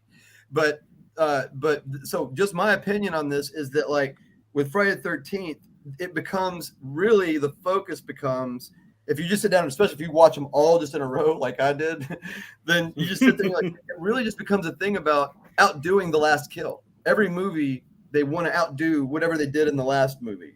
This movie, outdo the last one. This movie, outdo the last one. And it kind of starts in part 2 when he gets them while they're doing it. Yeah. And You got to raise the bar every time. they're screwing, and he puts the thing through them. And yeah, after that, it goes off. And so when I was taking my notes of being a good nerd, I said, okay, we got to do one maximum elevated kill. And so I thought of this thing, and I was leaning into this. I'll try not to give all this away too much, but you might see where I'm going, and feel free to ask questions. You are the hosts here. But I was like, so Scream canonized the rules of horror, and said you can't have sex, right? You can't do drugs. You can't do this. You can't do that. And so I thought, on that sex thing, man. So that was Scream? I thought that was Friday 13th. No, Scream is the one that set the rules. They canonized it. Like the rule. Yeah, I mean, like those rules were there before, but Scream kind of put it into words. Yeah, formalized it. They made it a rule. Really, You know what I mean? I only thought the Friday commandments. 13 movies, like, as long as you don't sin, Jason don't kill you. But I ain't know Scream the same way. Right. But like Scream just, they actually say, like, what's his name? Jamie Kennedy. Jamie Kennedy, yeah. He actually says in the first movie, like, here's the rules. Like, it just literally don't have sex. You don't go out anywhere by yourself. Yeah. And we get mad. We borrow every one of those. There's at one point these two characters separate, and one of them was like, "What are you doing? Have you ever seen a horror movie?" And one guy's a black guy, and they're like, "Come on, let's go outside and separate." And he's like, "I'm a black guy. Have you ever seen a horror movie? Do you know what happens to black guys in horror movies? I'm not going down like that." Yeah. But the big kill, I started looking about that sex thing. I started thinking, okay, I've seen this, I've seen that, I've seen this, I've seen that, but I have never seen what we're going to do. Yeah. And I literally started researching at this point. I was like, okay, maybe it has this ever happened anywhere? Yeah, and I researched it, and it's I haven't seen it. I like I said, it's going to make men and women equally uncomfortable, and no one will be in their seats when it happens. Nice. Oh, God. All right, as long as it doesn't happen to the cult leader, I'm okay. It was horrible. John is still holding out hope that he gets. But you just put an idea in my head that's just like I don't know if that whoever has to go through with it. Good luck. It should be really entertaining. So I'm talking to a guy right now that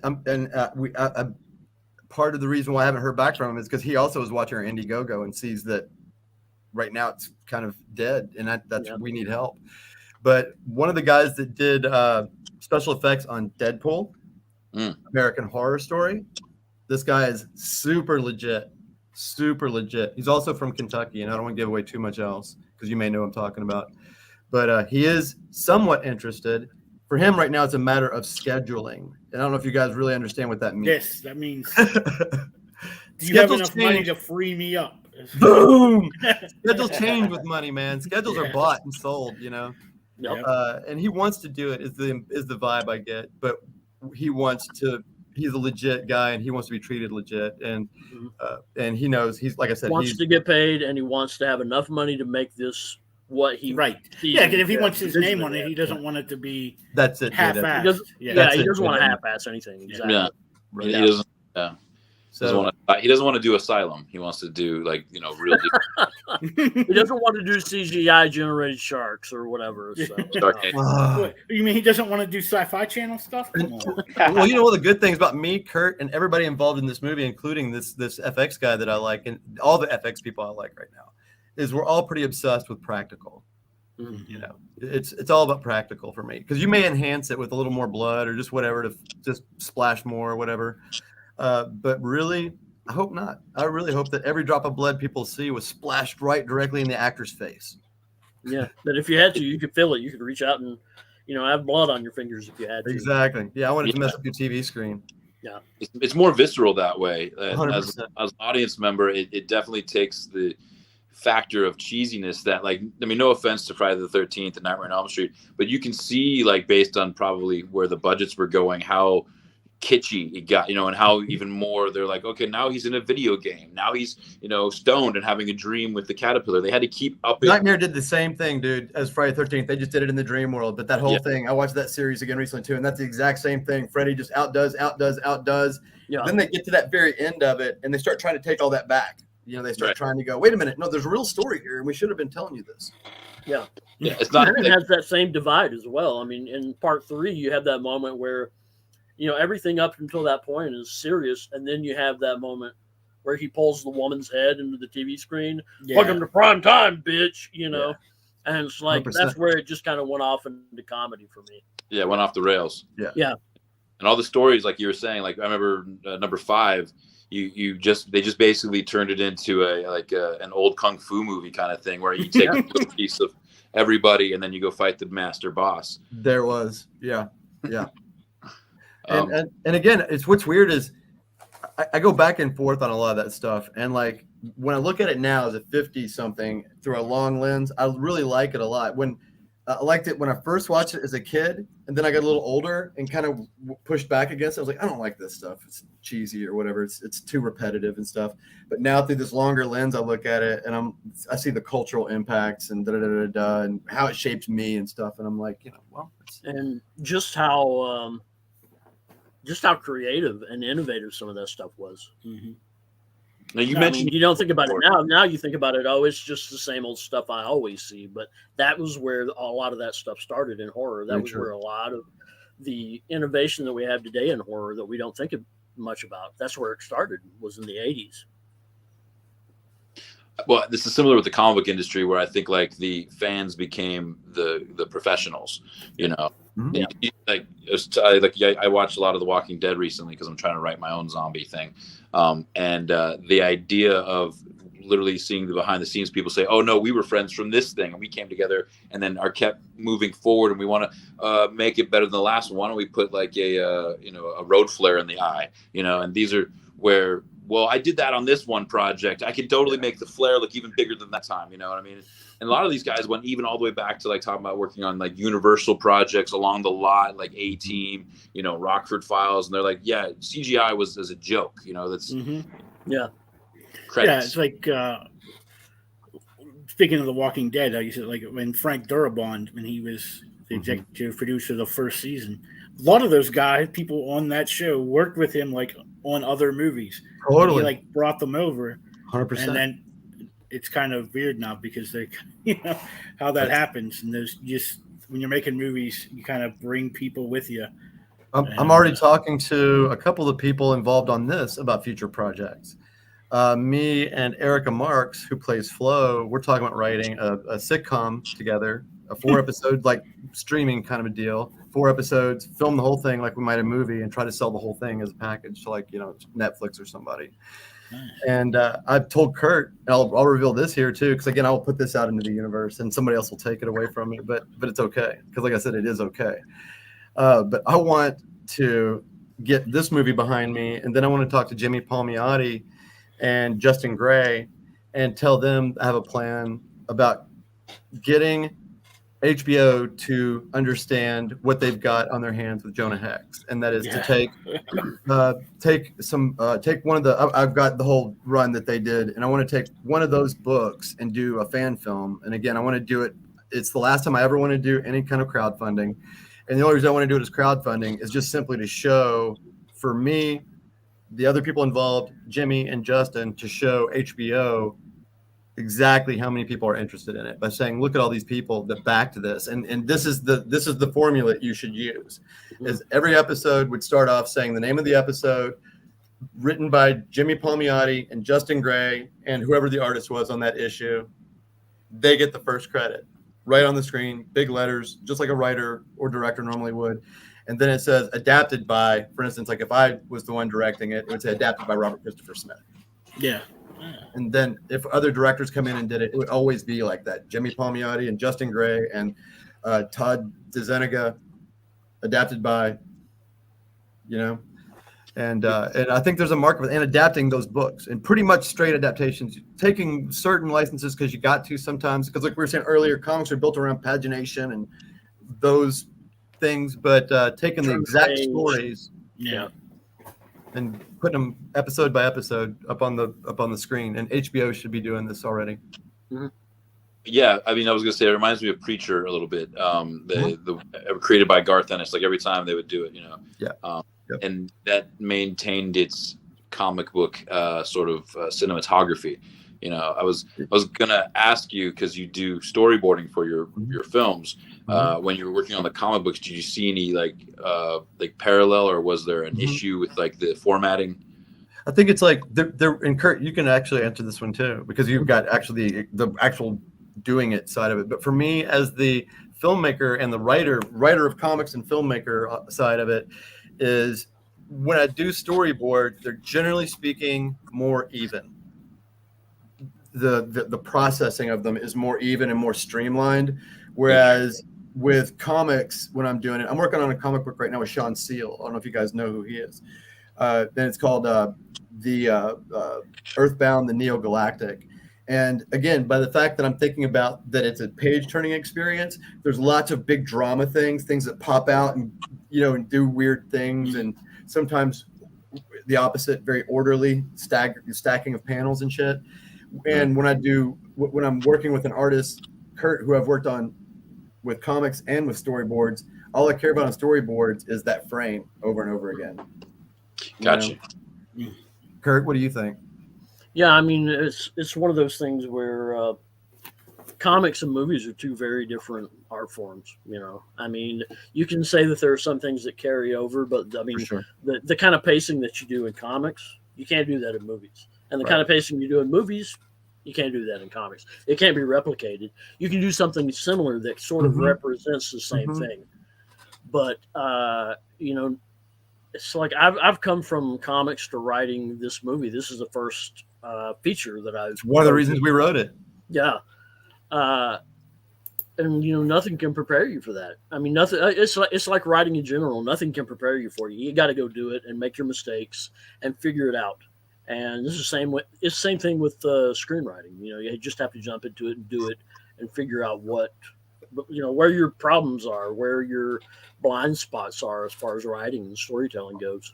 Well, for better or worse, Kurt, I definitely started you out as somebody who's putting a lot of focus on structure, because that's, at least if somebody who comes in writing as a partner or as a collaborator with me, they're gonna get wrapped up in structure. I mean, your whole thing was structure. I mean, me just jumping right into it, I was just like, I'm gonna do this and this and this and this and this, and going on. I would figure out how to put it all back together, Yeah, and try to put it all back together. And but then you were like, well, okay, I'm gonna write this piece, and you're gonna write this piece, and we're gonna dovetail them together at some point.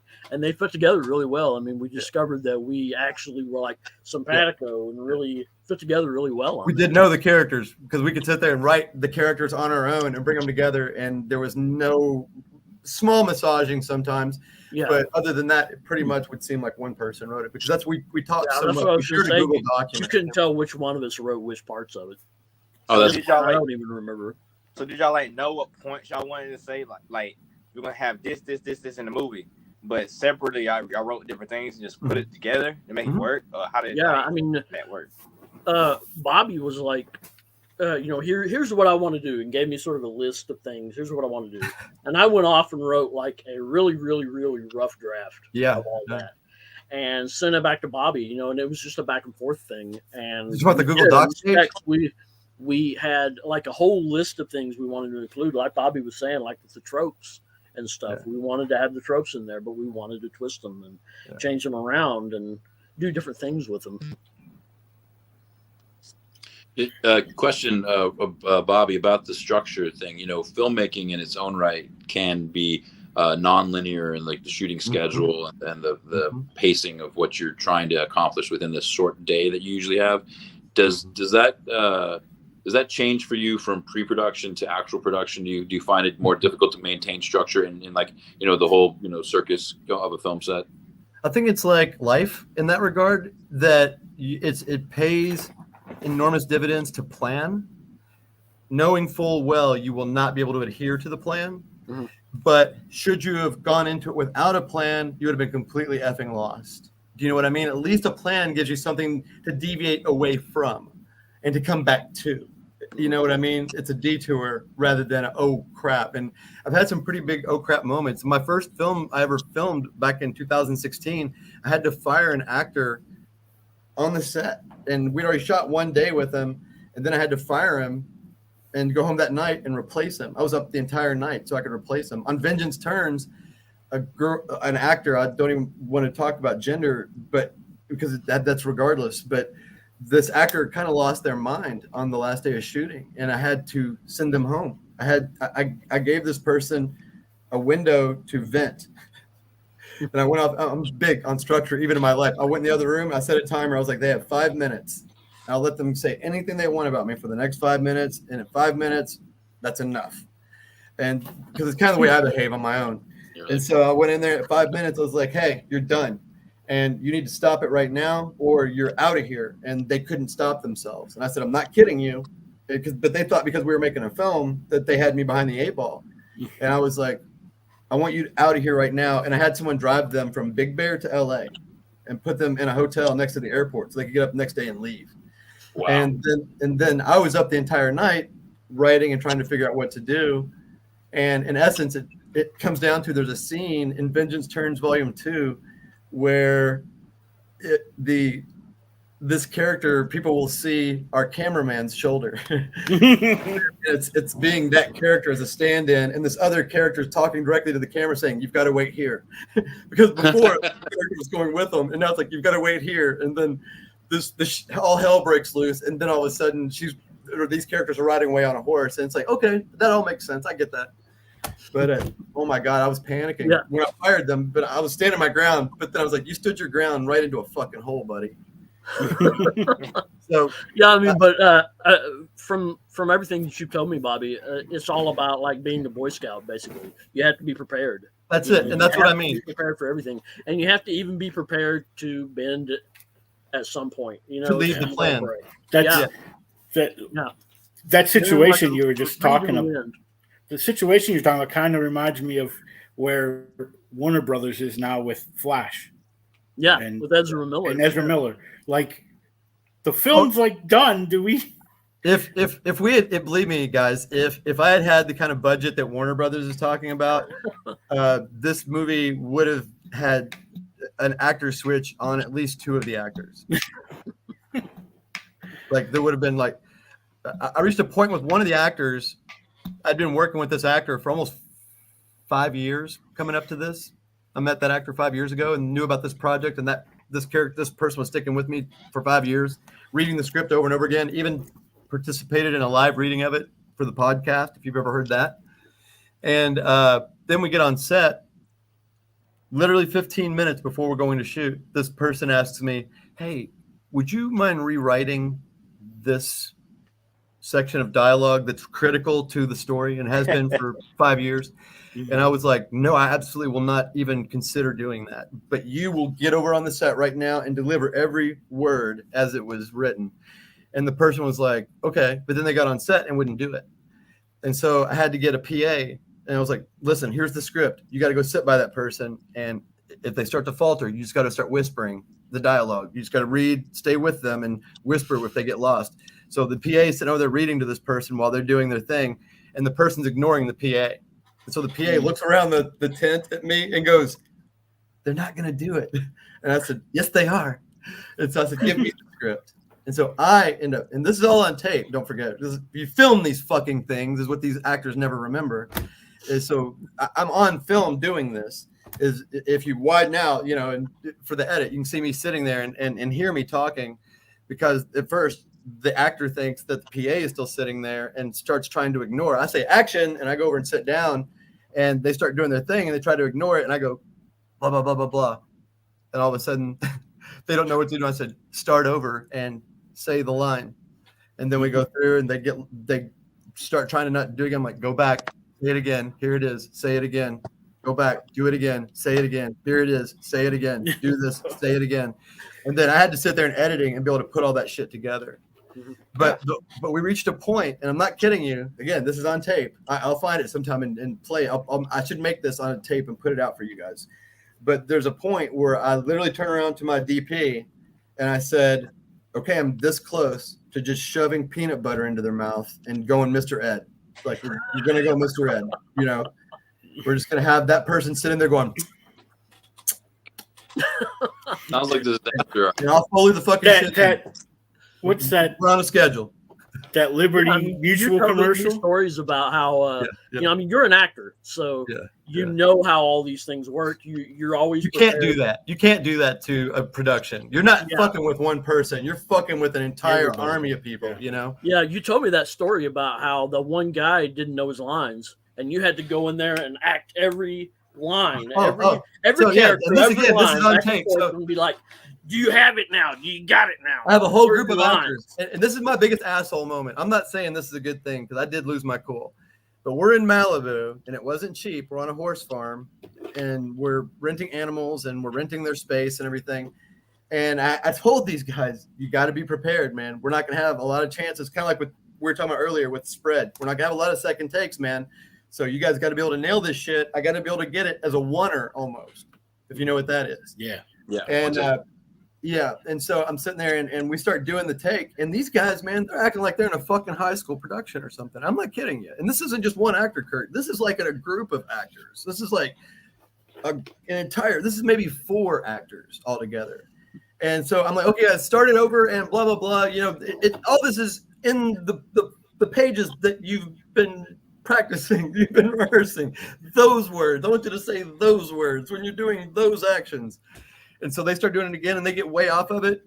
And I want to say, hey, look, guys, look, first of all, if you don't get this, I'm going to jump off that fucking cliff. And I'm not kidding you. I'm going to kill myself. and I said, but I don't have to do that because you guys can do this. I can prove to you guys can do it because I can do it. I can do every single bit, every one of your guys' parts right now from memory. Watch. And it's all on tape. I'm running around doing every single person. I would do this guy's side and stand over and do this guy's side, do that guy's side, run over, be another character and point at them and going, hey, look, blah, blah, blah. And then run over and be a little girl going, oh no, mommy, look, it's a monster. And then running over and being the lady with the claw or whatever. And I got done and I was like, so is it really that fucking hard that I can get it and all of you guys can't? And I know that next take you took after that, the actor that you had been focusing on was like, you know, with the gun was like shaking because he was like, well, I don't want to piss him off again. You know, and I still had to talk them through it. So if you ever watch Vengeance Turns Volume 1, it works into the narrative, but the character is hallucinating, the female character.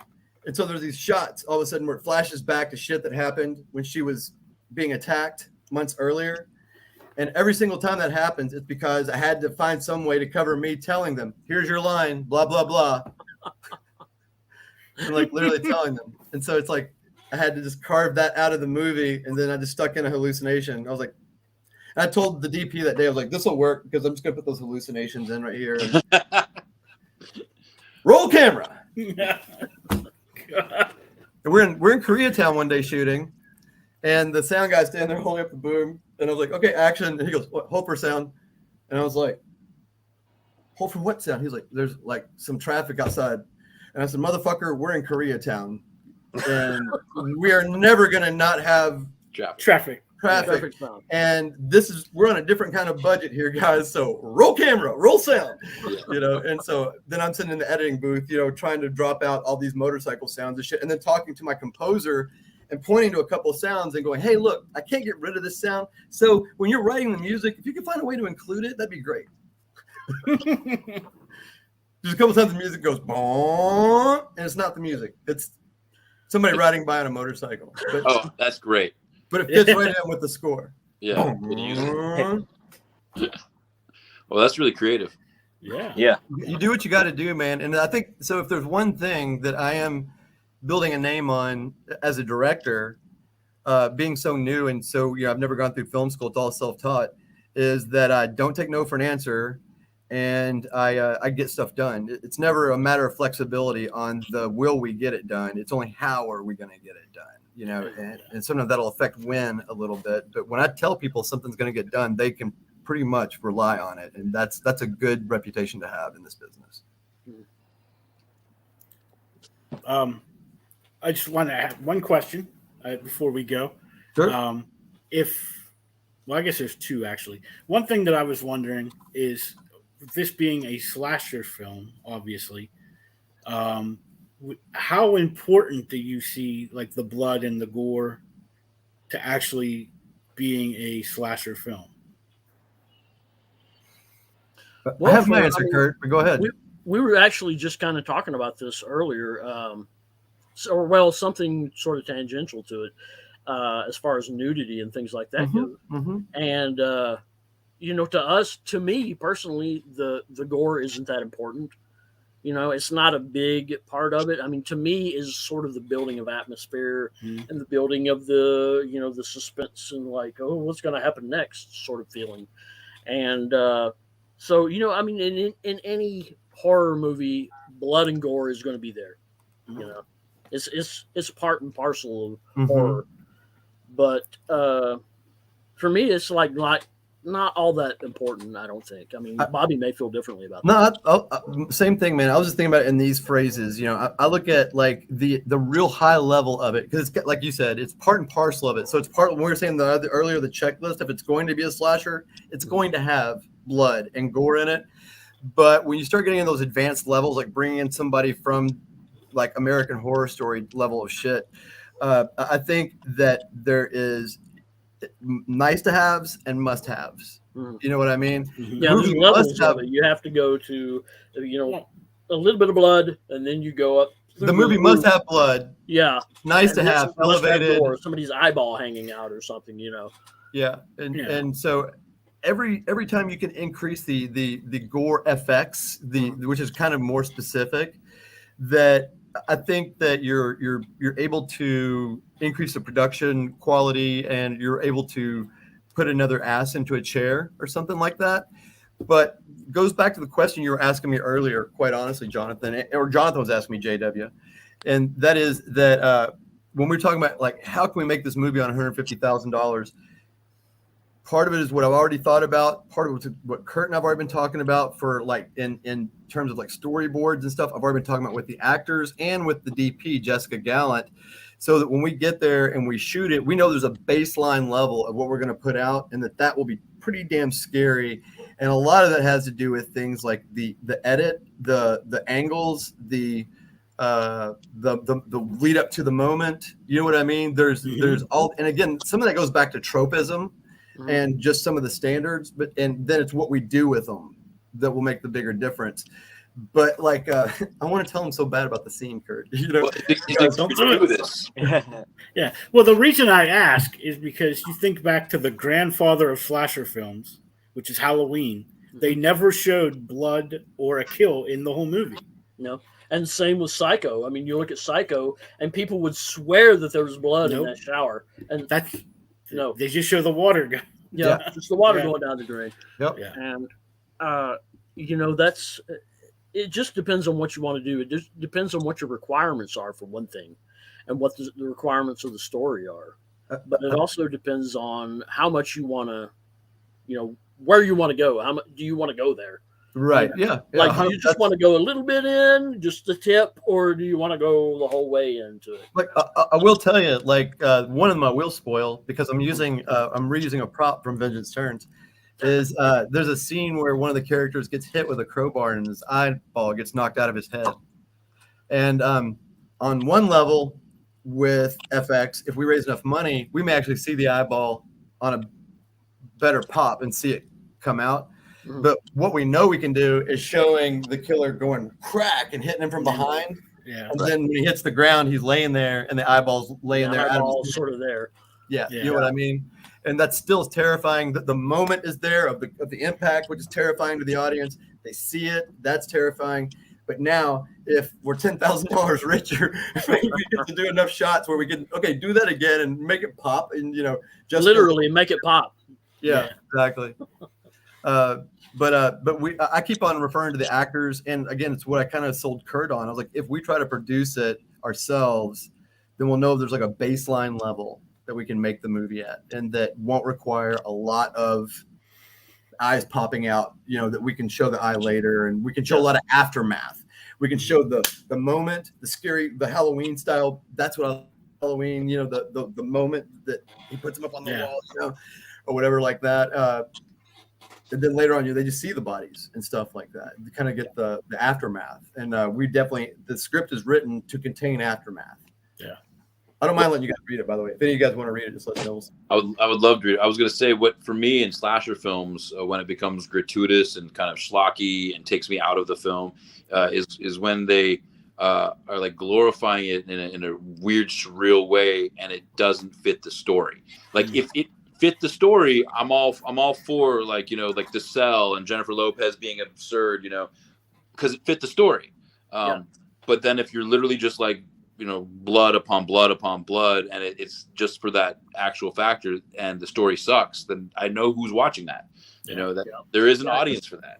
It's like Bobby said earlier. Bobby said we don't want any characters that are just like throwaway characters. They all mean something. They all have a purpose. They're all so does their death. Yeah, even their death generally is like there's something there. Yeah. And the same thing goes with the violence. It all has to mean something, It doesn't just have to be, oh, well, they just slashed that guy's throat. In fact, I'm very, very anti-gun. And anybody that has the guns and likes to shoot or hunt, man, I got nothing to say because none of you guys are psychopaths, I hope. But I'm very, very anti-gun. And so part of the money I make on this movie will go for the rest of my life being donated to like the Brady campaign and things like that.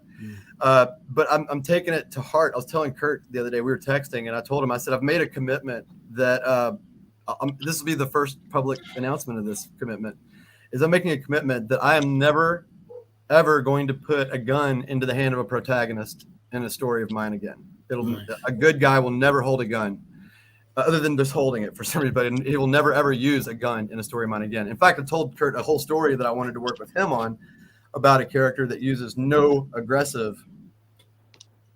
Yeah, I mean, and that's something that is reflected in the current screenplay. The current screenplay has a character who has a gun, and we were talking about it the other day. Do we have them be conflicted about using this gun?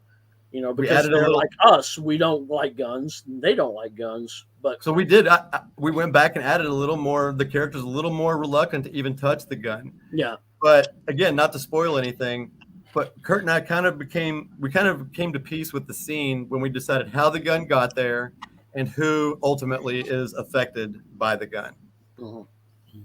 You know what I mean? Without giving too much away. Yeah, I mean, that goes back to like what we were saying earlier. that everything has a purpose. Reason, Nothing is taken lightly, and nothing is like, well, that doesn't matter. We'll just throw that away and let it go on, whatever.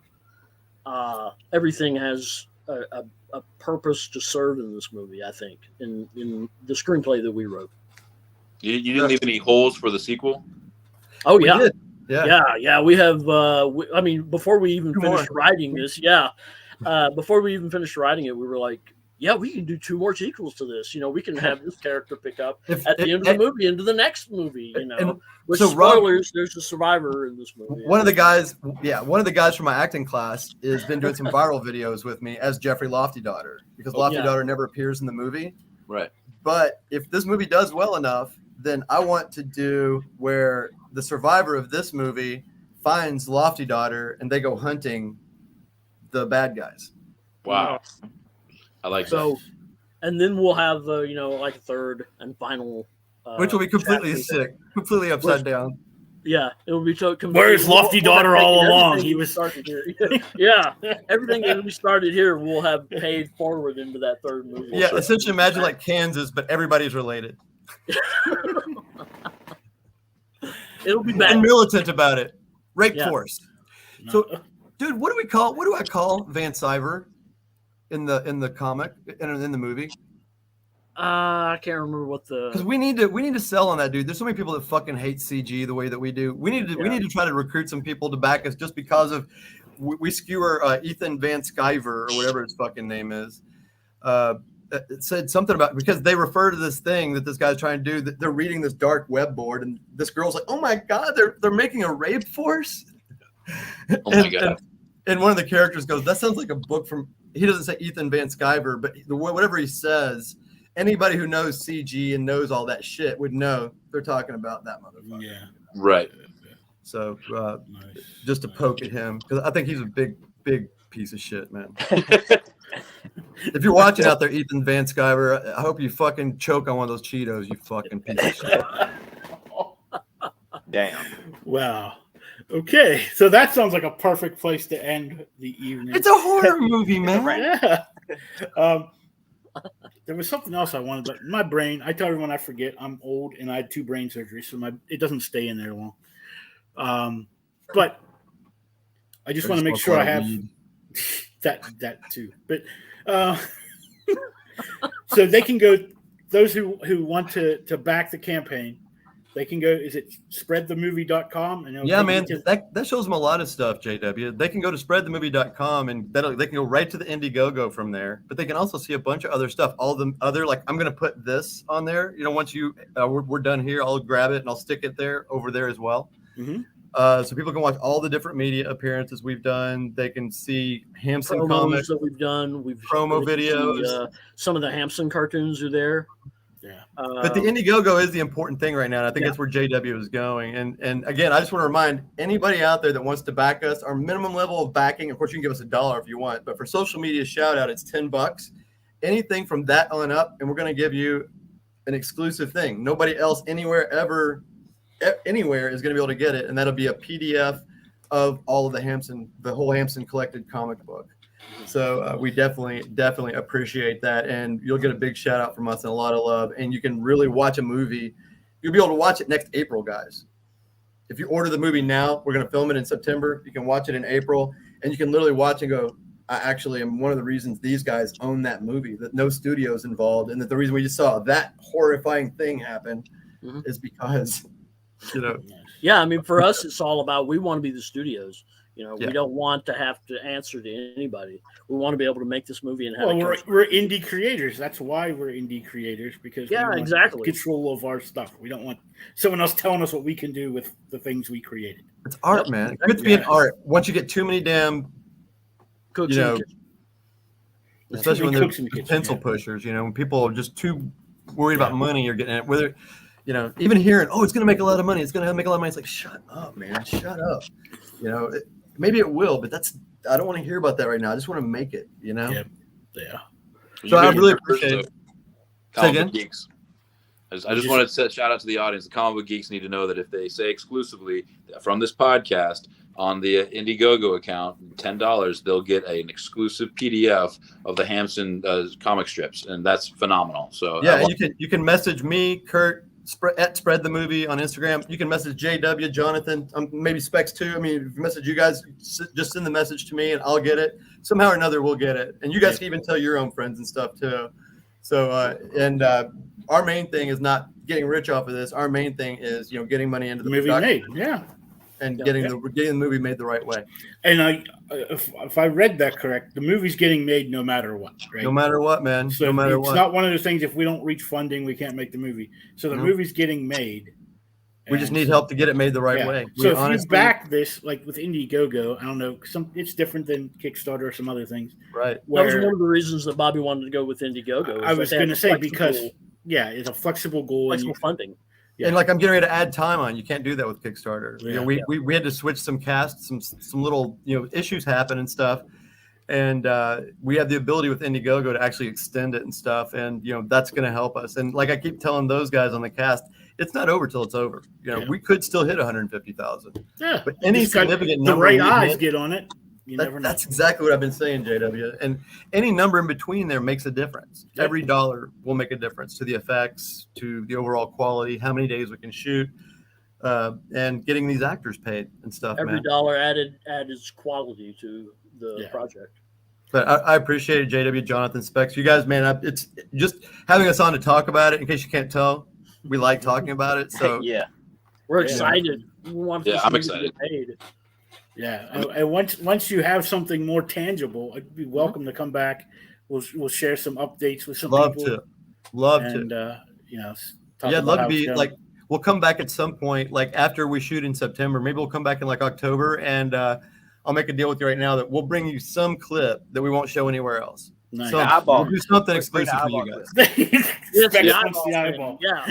Jonathan Freeman sneaking on our set as the cult leader. Yeah. Well, I was like, you guys are so cool, and the film is such a great project. I'd love to be on set to see the process of how this plays out. I mean, I feel so alive and in my element when I'm involved in filmmaking, and when you're in a good crew with a good story, and you're working with professionals that are trying their best to throw all of that passion into one giant melting pot. It's like it's indescribable. The energy is electric.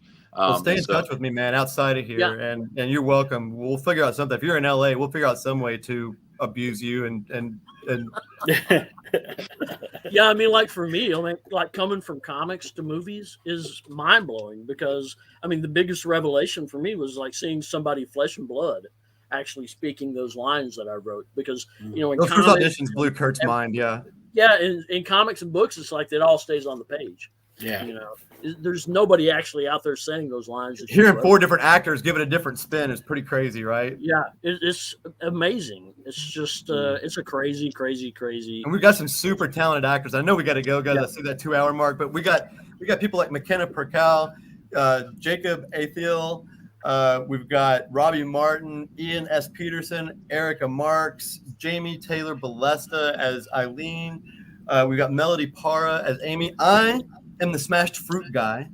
You know, in all the Friday the 13th movies, there's always that guy that goes, "You're gonna die up there." Oh, there you go. And Steve Buscemi. That's Steve Buscemi.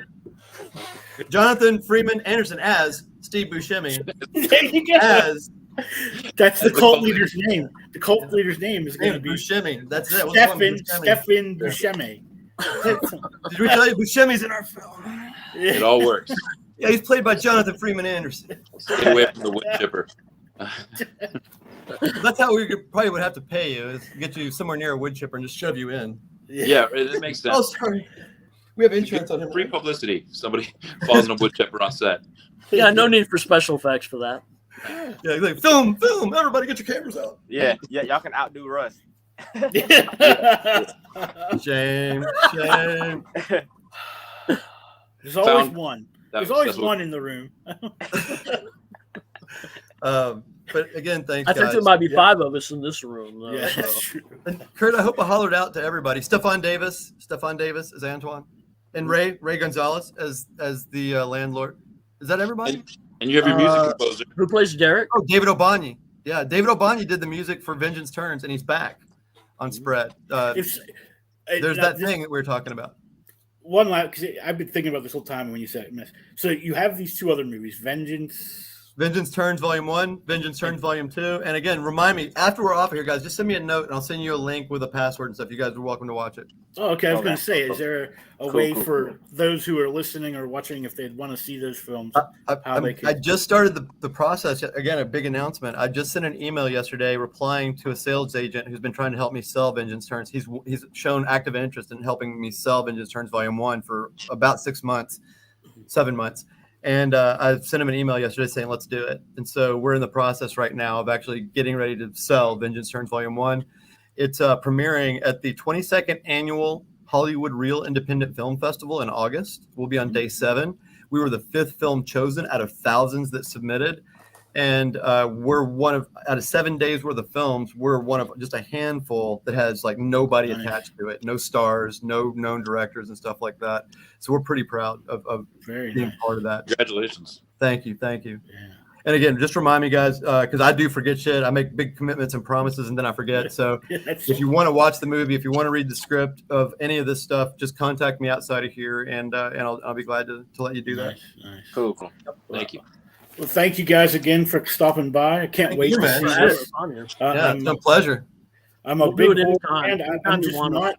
I'm not big on gory stuff. This is my little story. Whenever Saw 3 came out, my friends had take me to the theaters and see it, and I didn't last through the first scene. I had to go to the bathroom and puke. But I love the movies. I'll watch them on TV, like, because the story is just so good. Yeah. And on TV, at least they back off the over the top stuff. You may vomit, but I think you'll be laughing. I think you'll you have 1 bucket for popcorn and 1 bucket for barf. As long as I don't confuse That's one of the great things about the horror in this. You're going to be laughing about it too. Yeah. Just don't mix them up, right? Yeah, exactly. Don't reach into the wrong bucket at the wrong time. Oh shit, what's going on? There was some popcorn in that. Yeah, there was some popcorn. It's awful bitter. Yeah. All right, guys. Thanks again for stopping by. Can't wait to check it out. And remember, you can go to spreadthemovie.com to learn more and to go to the Indiegogo to back this project to get it even more gory than it already will be. Mm-hmm. Thanks, guys. Thanks, guys. Thank you.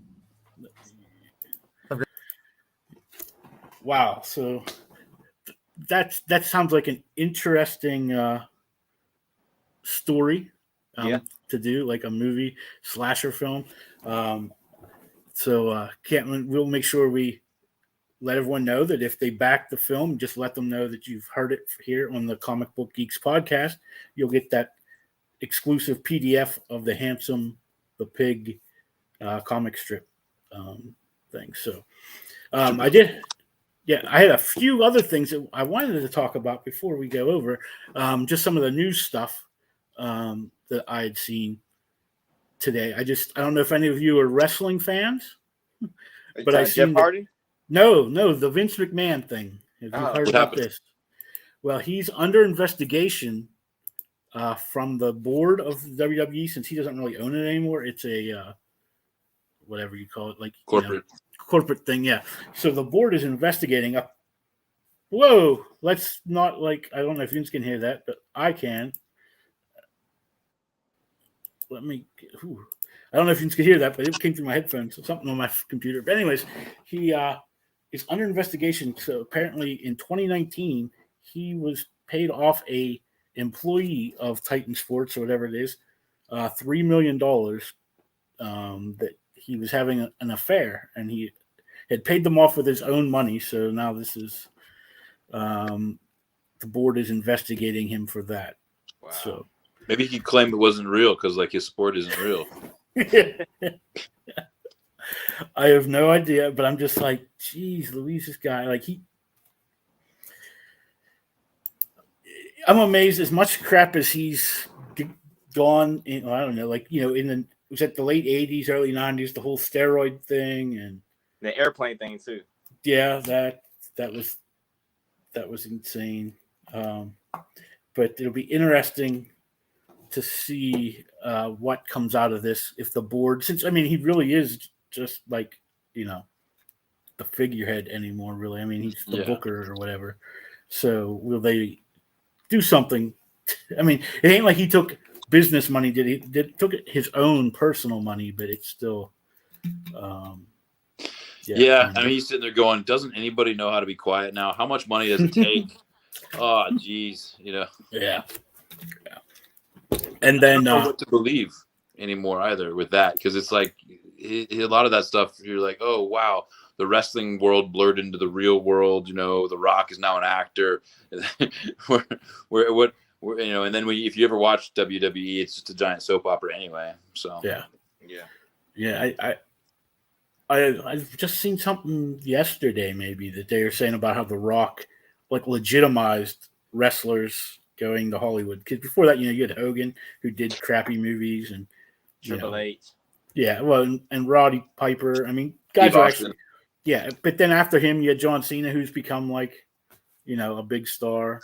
You don't like John Cena? I don't like his face. I don't mind him actually in the role he plays, but something about his face makes me want to punch him in the face. It's just he's consistently this, just schmuck. I don't know how to say. Yeah. But then Batista's amazing though. Yeah, and Batista, he's slowly becoming more, actory. I don't know what the word is I'm looking for, but in more things. So, and then the Star Wars Andor show on Disney Plus was finally given a release date, August 31st. So that if you don't know what that is, that's kind of the prequel to Rogue One. So the character Andor on there, you'd see a little bit more about him. And it's made by the same people who made Rogue One. So that's good. Yeah, so we'll at least have that continuity going on. And then there was something else, and I don't remember what it was, but I can't find it right now. Sandman? Oh, I didn't hear anything about Sandman. Yeah, it's coming out. Oh, yeah. On Netflix. Yeah. Oh, and that was the other thing. Did you see today they released the first photo of Ryan Gosling as Ken from the Barbie movie? Yeah. Oh, unbelievable.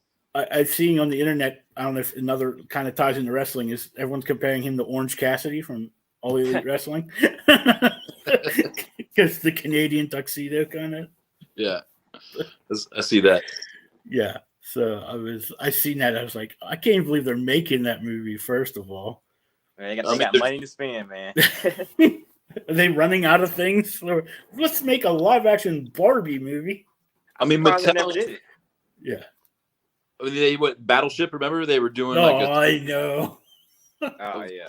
like game board movies. I wanted to see Mousetrap. You know what I mean? Well, I was Clue thinking, was good. oh yeah, Clue was great. I like Knives Out. I mean, it was. Yeah. Knives Out. The Clue remake. Yeah. Yeah. They'll make a movie out of anything now. You know. Obviously, it's crazy. There was something else I don't remember. Oh, the big Webtoons debacle today. I don't know. Yeah, I mean, you're not really into comic books, but I know Specs probably is. I mean, it's here no there to me, but like I've seen it. I was like, okay, that's funny. Telling the people that they're trying to hustle these comics. I was like, okay, that's cool. Then I get on Facebook and everyone's like yeah. What's the big deal? Because they said we're a side hustle. We're not. Yeah, comic for most people, I don't say it in the post and got slapped for it. Like, this not your real job. Like, unless you're really making money off of it, paying your mortgage with it. Like, Yeah. It is your side hustle. Like, it is your hobby or your pastime. It really is not your real job.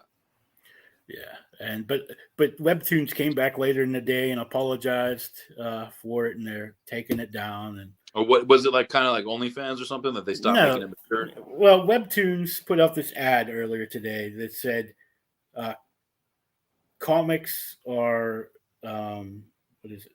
And creators' fun side hustle. Yeah, but it was like, I see. Literature's fun side hustle is what it said. Oh, I see. And everybody got pissed about that.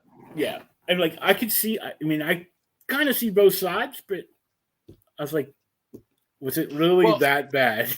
I mean, until it becomes like Marvel or DC, isn't it a side hustle for indie creators? I mean, I know guys. You're not paying your mortgage with it. Yeah, so. I know a lot of guys who like put a lot of work into their comics, like literally a lot, and they still have a Monday through Friday 9 to 5 job. Yeah, they have to.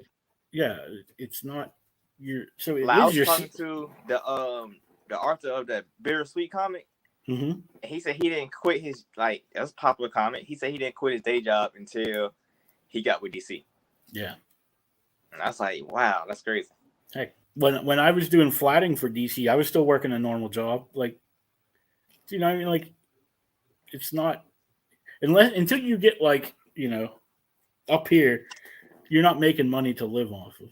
Then you gotta do something like, let's say you was flatting for like 8 books. So that's your money right there. You flat for 1 book, that's nothing. It's nothing. It's $10.